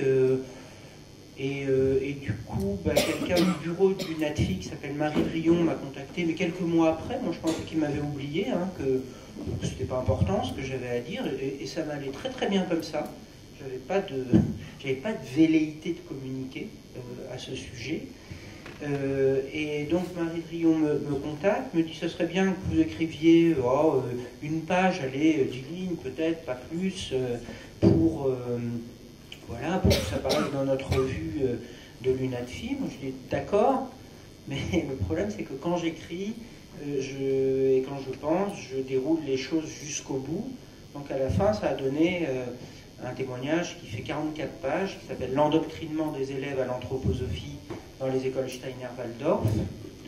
Et en fait, pour moi, ça a été essentiel d'écrire ça, parce que c'était la première fois que je construisais une vue d'ensemble de l'anthroposophie. C'est très compliqué, et je crois que c'est pour ça qu'il n'y a pas beaucoup de gens qui sortent de l'anthroposophie. C'est parce que forger une vue d'ensemble, c'est très difficile. Voir des points qui ne vont pas ponctuellement, ici dans cette école, ici avec cette médecine, avec ce médecin, ici avec autre chose, ça on peut le faire, et ça beaucoup le font, parce qu'il y en a partout, parce qu'il y en a tout le temps dans l'anthroposophie. Mais forger une vue d'ensemble, une vue synthétique, et voir que c'est systémique, les problèmes qu'il y a dans l'anthroposophie, ça c'est autre chose. Ça m'a demandé l'effort le plus intellectuel, l'effort intellectuel le plus pénible, le plus douloureux de ma vie, parce que je me revois quand j'étais au Japon à ce moment-là, dans ma petite chambre d'hôtel, en train d'écrire 5 heures, 6 heures par jour, de tenir le fil et puis de produire quelque chose. Tu parlais du vide, je finis avec ça. Tu parlais du vide tout à l'heure. Oui, il faut surmonter ce moment de vide, alors de vide intellectuel, vie sociale, parce que moi j'ai perdu tous mes amis, tout ce milieu qui était ma famille, mon milieu professionnel aussi. Enfin, c'est un vide, c'est un grand vide. Et je me suis souvenu il n'y a pas longtemps de deux choses qui m'ont tenu. Alors, la première chose, c'est la philosophie. J'avais la philosophie. Et la philosophie, c'est une chose merveilleuse, non pas parce qu'elle apporte des réponses, mais parce qu'elle aide à supporter le fait que les questions n'aient pas de réponse. C'est surtout ça. On peut, grâce à la philosophie, on peut vivre, et vivre bien avec l'idée que des questions ne vont pas avoir de réponse, et que c'est pas grave. Tout le monde ne peut pas le faire, ça. Alors, donc, la première chose qui m'a aidé, c'est la philosophie. Et la deuxième chose, c'est Goldorak. Pourquoi Goldorak? Parce qu'en fait, je suis entré à l'école Steiner à l'âge de 9 ans. Et donc, de 7 ans à 9 ans, avant d'entrer à l'école Steiner, il y avait Goldorak qui passait à la télévision. Et en fait, je me suis souvenu, mais oui, mais toute la période où tu sortais de l'anthroposophie, tu ne pouvais pas t'endormir sans voir un épisode de Goldorak. Qu'est-ce que c'était? Qu'est-ce que ça signifiait pour moi? C'était, j'avais besoin, en fait, à travers ça, de me raccrocher à celui que j'avais été avant d'entrer à l'école Steiner. Parce qu'en fait, on est quand même quelqu'un avant d'entrer dans ce système dont on parlera après. Et ça me permettait de reconstruire le fil rouge d'une identité qui avait été rompue à un moment donné. Et donc voilà, et donc il n'y a que 72 épisodes, mais on peut les revoir à partir du début, les uns après les autres. Alors je voulais poser une question à Mathieu, ça tombe bien. Il y a toujours le micro quand je lui pose une question. Par hasard. C'est pas par hasard. Non, parce que bon, on comprend qu'il est devenu quand même militant. Aujourd'hui, il porte le drapeau de l'anti-anthroposophie quand même, Grégoire. Non, il ne faut pas dire ça. Non, ben non, je sais bien que c'est non, mais de facto, ça revient un peu à ça. Non, parce que... Enfin, t'es identifié comme tel. Oui, ben justement, ça me pose problème. Ah oui. Parce que... Alors, non, parce que D'abord, je n'ai fait que... Dès que j'ai témoigné, aussitôt, moi et l'UNATFI avons eu un procès, un premier procès. Ensuite, il y en a eu 6. Enfin, en tout, il y en a eu 6. Ah, ils sont actifs, hein. Plus des campagnes de diffamation, plus du harcèlement, etc. Moi, la seule chose que j'ai fait, c'est répondre à des attaques. Pas moi qui attaque les anthroposophes, c'est eux qui m'ont attaqué depuis 10 ans, en me demandant jusqu'à, je crois qu'on est à 200 000 € de dommages et intérêts. Bon, ils ont fini par se faire condamner par le tribunal de Strasbourg, qui leur a dit c'est immoral et inacceptable. Ils ont été condamnés pour procédure juridique abusive, de me demander de me faire autant de procès. Enfin, je dirais, au bout de 10 ans, enfin, il y a un juge qui a pris sa responsabilité. Mais moi, tout ce que j'ai fait, c'est répondre à ces attaques. Et pour le reste, j'avais juste besoin de poursuivre ma réflexion par l'écriture et de la présenter. C'est tout. J'avais aucune... T'as quand même souscrit un abonnement chez ton garagiste pour avoir un discount sur les remplacements des 4 pneus crevés tous les 15 jours. J'ai pas le permis, heureusement. Mais ceci dit, j'ai eu des anthroposophes qui m'attendaient en bas de chez moi. Oui, ça, voilà. Bon, Mathieu, toi, t'es pas une histoire, t'as jamais été croyant. Et pourtant, t'es militant contre les gens qui font la promotion des pseudomédecines. Ça vient d'où, ça? Alors déjà, dès le collège, j'étais déjà passionné par les sciences, etc. Mais ça tournait plus autour des sciences du sport, de la performance, etc. Et puis moi, j'ai une histoire, enfin j'ai été malade moi-même. Et en fait, je me suis rendu compte, sans y croire, qu'il y avait des médecins qui pratiquaient des choses totalement illusoires. Et j'étais vraiment choqué, parce que pour moi, quelqu'un qui est docteur, qui a fait 10 ans d'études, bah, forcément, il a une tête bien faite. Et en fait, pas du tout. Et j'ai quand même, je me suis renseigné, donc depuis je crois 2016-2017, Et en fait, je me suis dit, mais c'est quand même fou, c'est quand même un problème éthique et de santé publique majeur, dont on n'entend pas beaucoup parler, dont les pouvoirs publics et les institutions globalement s'en foutent. Ça fait des victimes, et il y a vraiment personne qui est dedans. Et du coup, le collectif FECMED est né. Donc moi, j'étais pas médecin, donc j'ai pas signé la tribune.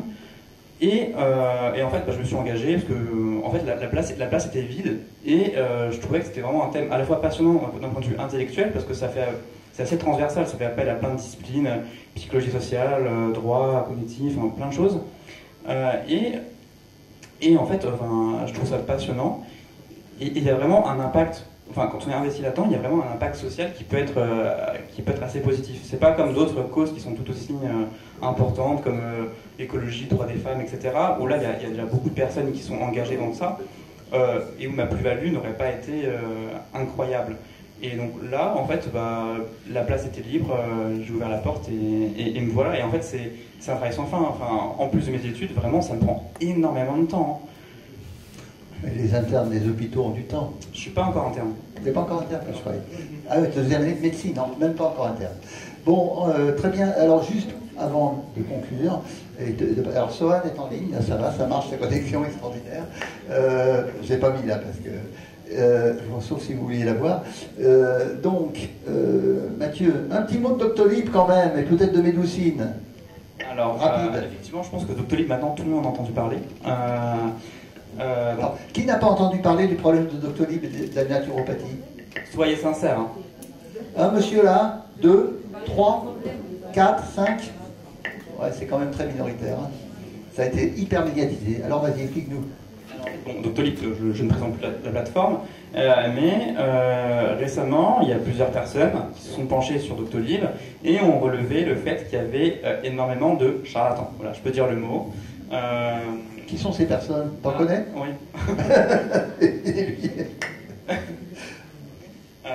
Et en fait, Doctolib, là, ces dernières années, ils ont pris un rôle quasiment de service public parce qu'ils ont permis la vaccination contre le Covid, etc. Et c'est un acteur de la santé majeur en France. Et c'est quand même assez incongru qu'il y ait des non-professionnels de santé sur cette plateforme qui, c'est leur propre mot, est une plateforme de réservation de consultation chez des professionnels de santé. Donc déjà, là, il y a une tromperie. Et en plus, leur moteur de recherche est totalement pourri, c'est-à-dire que si je tape arrêt du tabac, j'aurai autant de chances de tomber sur une sophrologue que sur un tabacologue expert. Et en fait, il y avait tout un tas de charlatans, donc des gens qui communiquent avec les morts, qui font des diagnostics alors qu'ils ne sont pas médecins, qui pratiquent tout un tas de méthodes qui sont soit illégales, soit fantaisistes. Et en fait, la polémique est partie de rien, parce que ça fait 4 ans qu'on le sait tous. Sauf que là, le community manager de Doctolib a eu la mauvaise idée de nous répondre. Et du coup, ça a créé un effet Streisand, si on peut dire, et ça s'est retourné contre eux. Et vraiment, là c'est parti de rien. Et du coup, là, ils ont tellement les projecteurs dessus qu'ils sont obligés de prendre des décisions radicales, et ça sera à venir en novembre.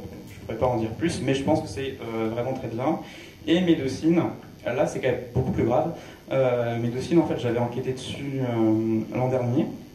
Ça m'a pris énormément de temps, car il y a énormément de données à traiter, il y a énormément de choses illégales à dénoncer. Médoucine, c'est comme Doctolib, mais en plus petit, ils sont peut-être 2000 praticiens. C'est uniquement des praticiens alternatifs, donc il n'y a aucun professionnel de santé. Et là, en l'occurrence, il y a des délits pénaux que j'ai évidemment transmis à qui de droit. Et en fait, concrètement, on peut prendre rendez-vous chez des acupuncteurs qui ne sont pas médecins, donc qui plantent des aiguilles alors que c'est un acte réservé aux médecins. D'autres qui font des diagnostics sauvages. Il y en a une, d'ailleurs je me suis fait harceler par Stéphane cet été, très agréable, qui prétend diagnostiquer des cancers à partir d'une technologie quantique. Évidemment, ça coûte cher. Ces formations d'une journée, ça coûte 1600 €. Quand c'est quantique, c'est cher. Hein. Ah, mais oui. Et il y a tout un tas de choses, après des tromperies. En fait, vraiment, ils ont créé, je ne sais pas si c'est sciemment ou pas, tout un système de tromperie du consommateur. Et récemment, la Direction Générale des Fraudes les a sanctionnés pour pratiques commerciales trompeuses. Et ce n'est que le début, parce que les procès pénaux, ça prend plus de temps à arriver. Je pense qu'on aura des belles surprises. Ils ont bénéficié de complaisance incroyable. Et en fait, mais au bout d'un moment, les choses finissent par se faire. La véritable problématique, c'est que beaucoup de gens disent oui, il y a un vide juridique. La réponse est non, il n'y a pas de vide juridique. Et en fait, c'est juste que les articles ne sont pas appliqués. Il y a des articles très généraux, comme les pratiques commerciales trompeuses. Il y a des articles plus spécifiques, comme les allégations thérapeutiques mensongères. Il y a exercice illégal à la médecine. C'est juste qu'il n'y a aucun service dans la Direction générale des fraudes ou parmi, je sais pas, les procureurs, la justice, qui s'occupe vraiment de ça. Alors qu'il faudrait vraiment, je sais pas, au moins 20 personnes à temps complet qui pourraient bosser dessus. C'est juste que il n'y a personne qui bosse dessus, et du coup, c'est pas, ils sont vraiment en totale impunité. Et en fait, ça a des conséquences sur la vie des personnes, parce que moi, les personnes qui m'envoient des messages, ma maman avait un cancer guérissable, c'était ci, c'était ça, elle a vu un tel qu'elle a rencontré grâce à un livre mis en avant à la FNAC, etc. J'en ai par dizaines par an. Et il faut se dire que tout le monde a une responsabilité, c'est pas que les institutions, c'est les moteurs de recherche, Google, Facebook, la FNAC, Instagram, et les publicités. Parce que ce soit la Scientologie, Nouvelle Acropole et tous les thérapeutes, ils arrivent à payer des espaces sponsorisés sur Facebook, sur Instagram, et ils arrivent à cibler les personnes. Moi, j'ai ça dans mes pubs, parce que je consulte beaucoup ces sites-là, mais pour des bonnes raisons, et c'est assez inquiétant. Après, je pense qu'il y a aussi le rôle des universités, des écoles, des lycées, pour sensibiliser ça en amont, avec des cours d'esprit critique, même des bases de logique, de raisonnement statistique, pour prévenir tout ça. Mais évidemment très généraux, pas uniquement appuyés sur la médecine alternative, les enfants ont assez de choses à apprendre. Ok, merci Mathieu pour ce témoignage. Il faut des gens comme toi qui vont passer du temps et qui vont le faire avec beaucoup de science et de pertinence, parce que c'est un sacré boulot. C'est quand même Mathieu qui est à l'origine des discussions et des GCCRF sur Médoucine. Il faudrait que tu rencontres le grand patron de Doctolib. C'est fait. J'en dis pas plus. Je le savais. Bon, donc en fait, il y a des gens qui sont responsables... Mais t'as vu ma Mercedes, par contre, je te l'ai montré. Non, t'es venu en train... mais il y a des... Ça veut dire qu'il y a des charlatans qui sont responsables de morts, mais qui après sont capables de communiquer avec les morts. C'est quand même intéressant, comme... on boucle la boucle. Alors, bon... donc Sohan est là, on va attaquer aussi, juste pour revenir sur les morts, en fait, le gros problème pour qu'ils soient condamnés, c'est qu'il n'y a pas beaucoup de preuves. Enfin, c'est comme en ce moment, on voit beaucoup, il y a même un livre qui s'appelle Faute de preuves qui vient de sortir, ça parle des violences sexuelles, c'est qu'il n'y a pas de preuves en fait. Tout est sur le coup, les femmes ne pensent pas à enregistrer quoi que ce soit, et pour les charlatans c'est pareil. Et là justement, Médoucine, ils ont, en fait, après l'apparition de mon enquête, ils ont organisé une petite conférence. C'était concrètement le but, c'était non pas comment respecter la loi, quelle est la loi et comment la respecter, c'était voici la loi, voici les conseils qu'on vous donne pour ne pas la respecter sans se faire choper. Donc en fait, il disait concrètement, continuez à faire ce que vous faites, juste pas de preuves écrites.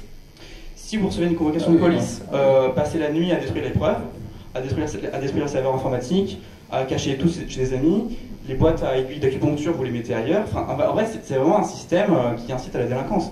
Et ce qui est fou, c'est qu'ils ont encore pignon sur rue, ils sont même invités dans des congrès médicaux, et enfin, c'est incroyable.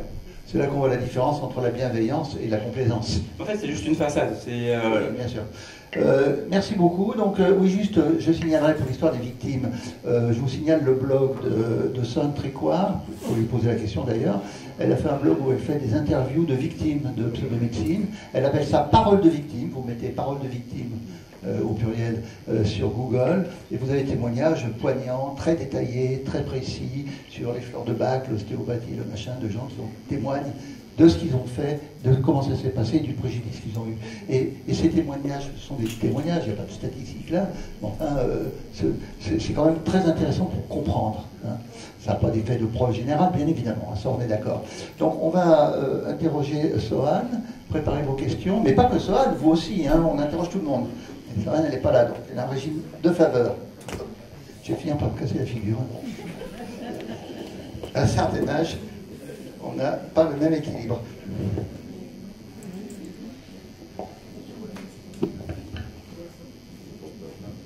Alors, on va voir si ça va, ça a été compliqué à mettre en place. Ça a l'air idiot, mais... Ah, pas. Oui. Ah, le micro, oui, bien sûr. Oui.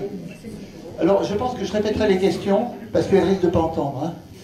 Je répéterai les questions à Sohan. Est-ce que tu nous entends? Alors, nous, on ne t'entend pas. On n'a pas mis le son. Non, mais c'est elle. Non, c'est moi, c'est moi. Non, j'avais baissé le son. Est-ce que tu nous entends? Je vous entends, ouais. Je t'entends toi principalement.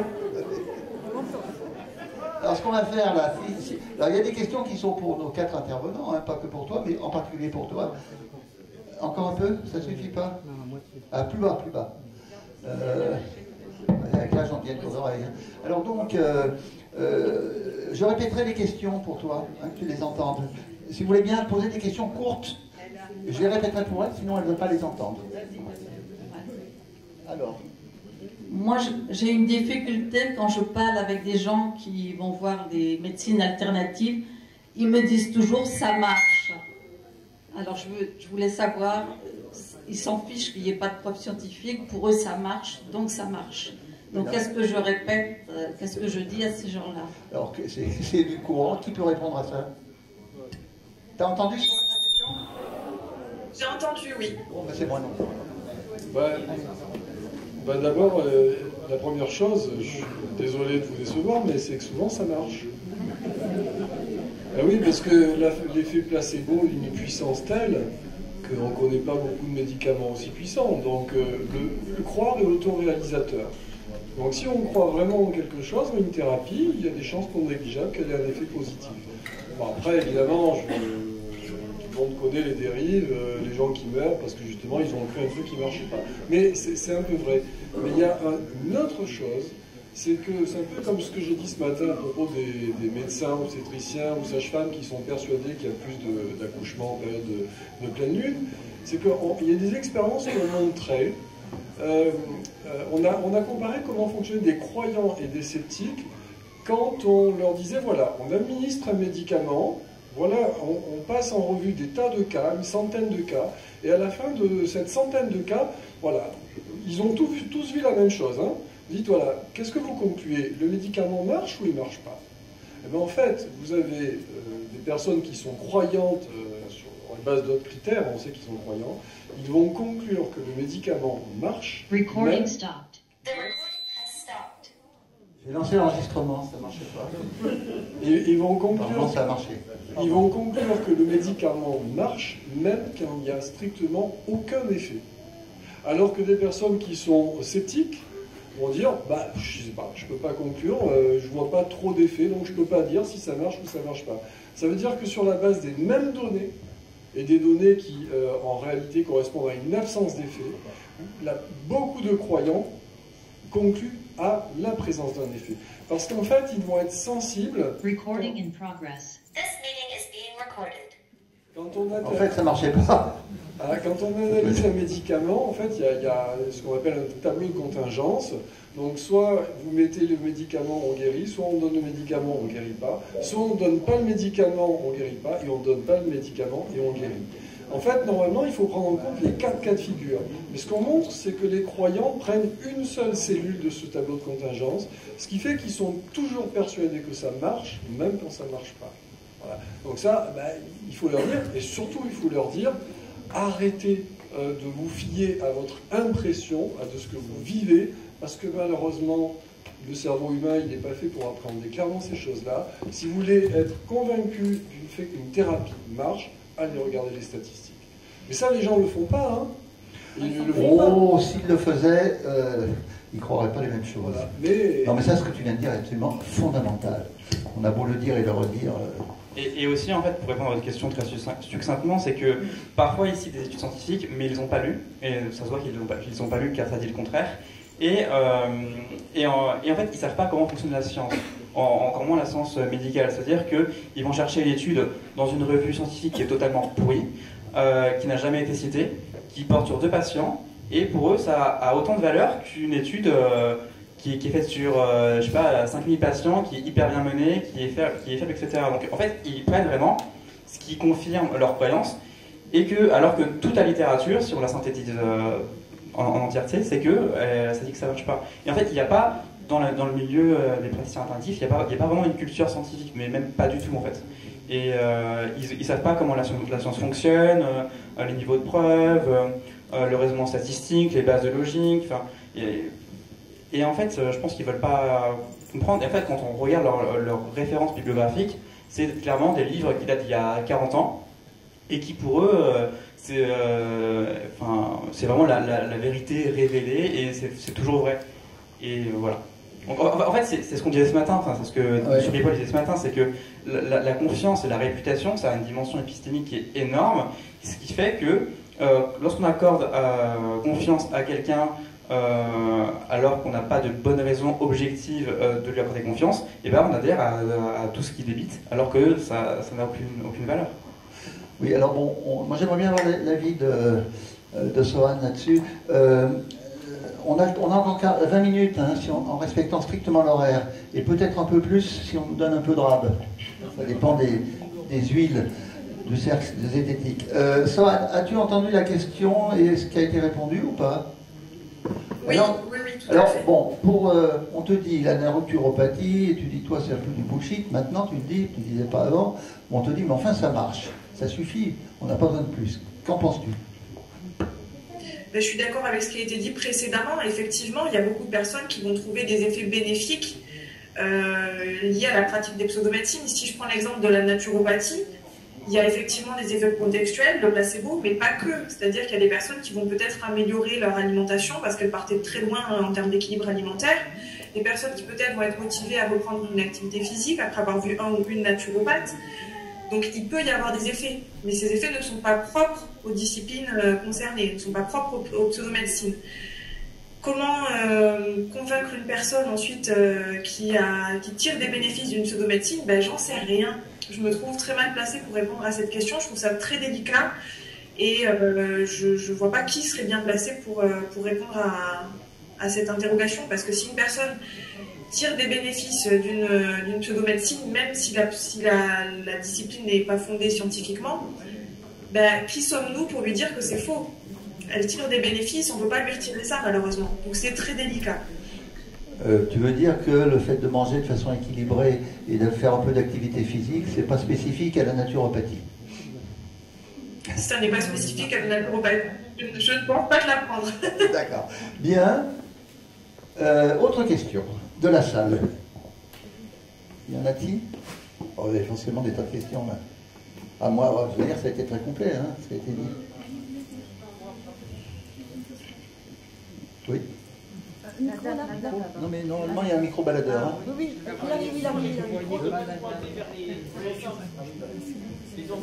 c'est une question plutôt généraliste. Je m'interrogeais sur le traitement réservé à ces médecines alternatives dans d'autres pays. Est-ce que quelqu'un a une information là-dessus? Parce qu'on parle beaucoup de la Mivilude, on parle beaucoup, en ce moment des scandales, etc. Mais comment les autres pays traitent-ils ces problèmes-là? Est-ce que vous avez des informations? Alors globalement, dans le monde, c'est vraiment très homogène. Toutes les pratiques sont présentes dans le monde, du moins je parle pour les pays développés. Après, pour certains pays, il y a beaucoup de médecines traditionnelles qui sont plus prégnantes, mais en fait, les problèmes sont les mêmes partout. À savoir que les lois existent, les lois clairement peuvent permettre de condamner les charlatans pour plein de raisons. Il y a des pays qui sont des paradis pour les charlatans. Je pense que la France en fait partie, mais la Suisse et un peu l'Allemagne, ils sont un peu plus au-dessus. Le système suisse, en fait, ils ont légitimé les pratiques charlatanesques grâce à un référendum, ce qui est souvent classique en Suisse. Évidemment, les pros de santé s'y opposent, etc. C'est plus contrôlé. Disons que le parcours du patient est plus maîtrisé, mais bon, après, il ne manque pas d'argent pour financer leur sécurité sociale. En France, la question, elle est plus prégnante. Après, vraiment, c'est vraiment les mêmes problèmes partout. Et par contre, la France, là, ils viennent de rembourser l'homéopathie. Et dans, je crois, aucun pays du monde, sauf en Allemagne, où la sécurité sociale est un peu différente, parce que c'est très privé, c'est vraiment le seul pays du monde qui a remboursé l'homéopathie. Après, en Inde, il y a des médecines qui sont remboursées, mais on voit, là, il y a quelques semaines, j'ai vu un article comme quoi il y a même des mouvements, des associations de patients qui se créent pour lutter contre les pratiques charlatanesques à l'hôpital. pareil en Chine, etc. Il y a des particularités pour des idées nationalistes en fait. Enfin, la Chine et l'Inde, ils poussent leur médecine pour des raisons nationalistes. Après, je sais pas. Bah, en tout cas, par exemple, l'homéopathie, c'est vraiment une spécialité française. Boiron. Et allemande. Et allemande, mais principalement pour allemande et française, on va dire. Alors pour la Chine, c'est plus compliqué ce qui se passe. Mais bon. Autre question? Oui, il y en a deux là, deux questions. Xavier, non, juste. Marie-Lise. C'est bon. Il y a un monsieur là. Monsieur Monin, fils. On parlait tout à l'heure de statistiques, aller chercher les informations. Où en sont les outils pour diriger les personnes vers les ouvrages scientifiques qui ont pignon sur rue et qui sont reconnus comme étant de vrais, entre guillemets, ouvrages scientifiques? Aujourd'hui, rien n'est fait dans ce sens. On va chercher à droite, à gauche. Moi, on me sort sur l'homéopathie un journal scientifique australien qui a sorti une pseudo-étude qui valide l'homéopathie, alors qu'il y en a 36 000 autres qui disent le contraire. Le problème, c'est aller chercher aux sources. Et comment trouver ces outils facilement, et je pense notamment à l'éducation nationale, aux professeurs et aux jeunes, à leur apprendre très tôt à aller vérifier l'information. On va parler tout à l'heure d'éducation dans la troisième table ronde, mais peut-être que Mathieu peut répondre. Ça en tout cas, c'est mon rêve, parce qu'il faut vraiment être motivé pour... ça dépend. Pour l'homéopathie, si on tape homéopathie dans Google, je pense que dans les 20 premiers résultats, maintenant, depuis que la polémique est passée, on a des informations plutôt fiables. Mais il y a plein d'études qui ont été faites. Si on tape vaccin dans le moteur de la FNAC ou sur Amazon, c'est littéralement une catastrophe. Et je parle pas aussi même des rayons à la FNAC. Enfin, quand je vais au rayon psychologie, je vais mal. Enfin, c'est vraiment n'importe quoi. On a du style communiquer avec les morts à côté de traités de psychologie sociale qui sont ultra sérieux. Enfin, il y a tout un relativisme et c'est difficile de trouver la bonne information quand on n'y connaît rien. Et effectivement, les outils pour trouver les données fiables, ils existent, mais c'est principalement les chercheurs qui les utilisent et qui savent les utiliser. On voit d'autres questions, c'est attendu. Sauf s'il y a quelque chose d'important encore. Je voudrais juste répondre rapidement à ça. Ouais. Pour moi, clairement, c'est pas possible, c'est impossible. Parce que, d'une part, les articles sérieux ne sont pas accessibles pour la plupart des Français, ils n'ont pas accès aux bases d'accès. Ensuite, il faut se les farcir, il faut se les dire, tout le monde n'a pas envie de le faire, c'est en anglais, ça paraît rien, mais c'est pas tout le monde non plus qui a envie de lire en anglais. Et surtout, c'est devenu impossible, alors, particulièrement peut-être dans le domaine médical, de distinguer les bonnes revues de ce qu'on appelle des revues prédatrices, parce qu'il y a des revues prédatrices qui ont toute l'apparence de vraies revues scientifiques à comité de lecture, mais en réalité qui sont n'importe quoi. J'aurais pu vous en montrer avec des titres. Il y a des publications de Raoult qui illustrent totalement ça. Vraiment, c'est un univers informationnel dans lequel je pense qu'un citoyen lambda, pour lequel c'est pas le métier, il ne peut pas s'y retrouver. Ok, Serge, j'ai une question, mais il n'y avait personne d'autre avant. Hein. C'est pas une question en fait, c'est pour. Marie-Lise, c'est pour. En fait, c'est pas une question. Vas-y. C'est pas un peu. C'est un peu fort, non? Non, vas-y, c'est bon. C'est pour compléter, pour rejoindre ce que vous dites, le fait de rechercher une interprétation, une information critique à propos des théories alternatives ou d'autres. Moi, j'avais fait une petite expérience il y a quelques années. En fait, quand on cherche astrologie sur Google, on a des centaines de pages pro-astrologie et on trouve la critique au bout d'un certain nombre de pages, donc souvent on n'y a même pas accès. Quand vous faites vos recherches sur n'importe quoi, mettons acupuncture, vous pouvez préciser acupuncture zététique. Simplement en mettant le mot zététique dans la recherche, vous allez déjà accéder plus facilement à au moins ce qu'ont dit les sceptiques sur le sujet. Ça ne veut pas dire que c'est la vérité, hein, comme on disait ce matin, mais au moins vous aurez un point de vue critique. Ce qu'il y a d'intéressant, c'est que ça vous donne accès tout de suite à des gens qui en général ont passé du temps, entre guillemets, pour vous sur le sujet, et vous allez peut-être trouver des arguments qui seront adaptés, notamment à la personne qui croit à ces choses-là. Et sinon, je ne sais pas ce qu'en pensent les intervenants et Sohan, mais ce que j'appelais la fécondité du faux pour l'astrologie ce matin, c'est-à-dire l'astrologie, ça marche aussi si on se trompe de date, ce qui est très difficile à expliquer d'un point de vue astrologique. Pour l'acupuncture, si on cherche acupuncture zététique, vous verrez qu'il y a des expérimentations qui ont été faites en piquant au hasard sur la peau des gens. Pas spécialement au point d'acupuncture, on se rend compte que ça marche aussi. Ou alors pour l'homéopathie, moi je connais quelqu'un qui ne croit plus à l'homéopathie mais qui a encore plein de granules, elle en donne à ses enfants mais au hasard. Et ça marche très très bien. Et ça, quand on a ce genre d'exemple qui marche et qui ne devrait pas marcher, ça oblige à cheminer vers ce qu'on appelle nous des explications alternatives. Est-ce qu'on peut expliquer autrement que ce que dit le professionnel? Et ça, je pense que c'est bien pour alimenter des conversations avec des gens qui y croient. Très bon complément, Serge. On n'a plus tellement de temps. La présidente nous dira à quelle heure on doit arrêter exactement. Hein? 10 minutes. 10 minutes. Donc ça laisse quelques questions. Il y avait un peu de questions là avant, je suis désolé. Marie-Lise. Mais non, c'est la dame là, qui la porte là. C'est Rosemary. Elle arrive, elle arrive. Ouais, attends, elle court pas si vite que ça. Là. Elle a le même chandail. Alors, moi, je voudrais connaître les grands principes de la médecine anthroposophique que je ne connais pas du tout. Je voudrais savoir si un médecin anthroposophe, il le met sur sa plaque, ou est-ce qu'il peut être anthroposophe à l'insu de ses patients.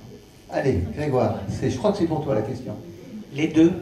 C'est-à-dire qu'il y a des médecins anthroposophes qui mettaient, c'est beaucoup moins le cas depuis 3-4 ans, mais qui mettaient sur leur plaque médecin anthroposophe.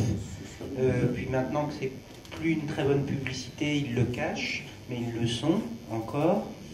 Les grands principes de la médecine anthroposophique, en fait, il n'y a pas de médecine anthroposophique, il y a de l'anthroposophie qui se déguise en médecine. Alors qu'est-ce que c'est les principes de l'anthroposophie? C'est les 4 éléments, c'est l'influence des 7 planètes, c'est les gnomes hurleurs sur la Lune, etc. La médecine anthroposophique n'est que l'application des dogmes de l'anthroposophie dans le domaine médical. Donc il faut connaître l'anthroposophie, et c'est pas quelque chose que je souhaite à personne, parce que c'est des centaines de livres, tous plus indigestes les uns que les autres, que seuls les anthroposophes arrivent à lire, parce qu'il faut y croire pour les lire, tellement c'est indigeste. Moi, j'y ai cru, et du coup, je peux dire ce qu'il y a, mais je ne relirai plus jamais des conneries pareilles. 8 années de médecine pour arriver à ça, c'est vrai que ça, c'est du gâchis. Voilà, mais par exemple, juste un exemple, le feu, l'élément du feu, c'est bon, parce que le feu, c'est lié au moi, c'est un système d'analogie, hein, la plupart du temps dans l'anthroposophie. Donc, la fièvre, qui est de la chaleur, c'est bien. Donc, un enfant qui a 40 voire 41 de fièvre, et c'est très bien qu'il fasse de la fièvre, parce que ça veut dire que son moi s'incarne en lui, et donc j'ai vu un médecin anthroposophe qui a rajouté une couverture sur l'enfant qui avait déjà 42 de fièvre pour favoriser la chaleur qui lui permettait d'incarner son moi. Résultat, il a eu des convulsions, il a fallu l'amener à l'hôpital. Il voulait faire une couverture chauffante pour utiliser après. Bon, il y a Xavier, mais il y a monsieur là-bas. Et aussi, l'opinion des médecins anthroposophes concernant la vaccination, c'est assez hallucinant. Notamment en Allemagne, ils sont très clairement anti-vax, anti-pass sanitaire, anti tout ce que vous voulez. Et par exemple, pour la vaccination, les médecins refusent la vaccination parce que ça nuit au processus de réincarnation karmique des enfants. C'est vous dire que les idées saugrenues, ça débouche sur des comportements qui sont dangereux. Oui, comme les médecins homéopathes qui déconseillent les vaccinations et qui font des faux certificats de vaccination. Le monsieur barbu là-bas, je ne le connais pas.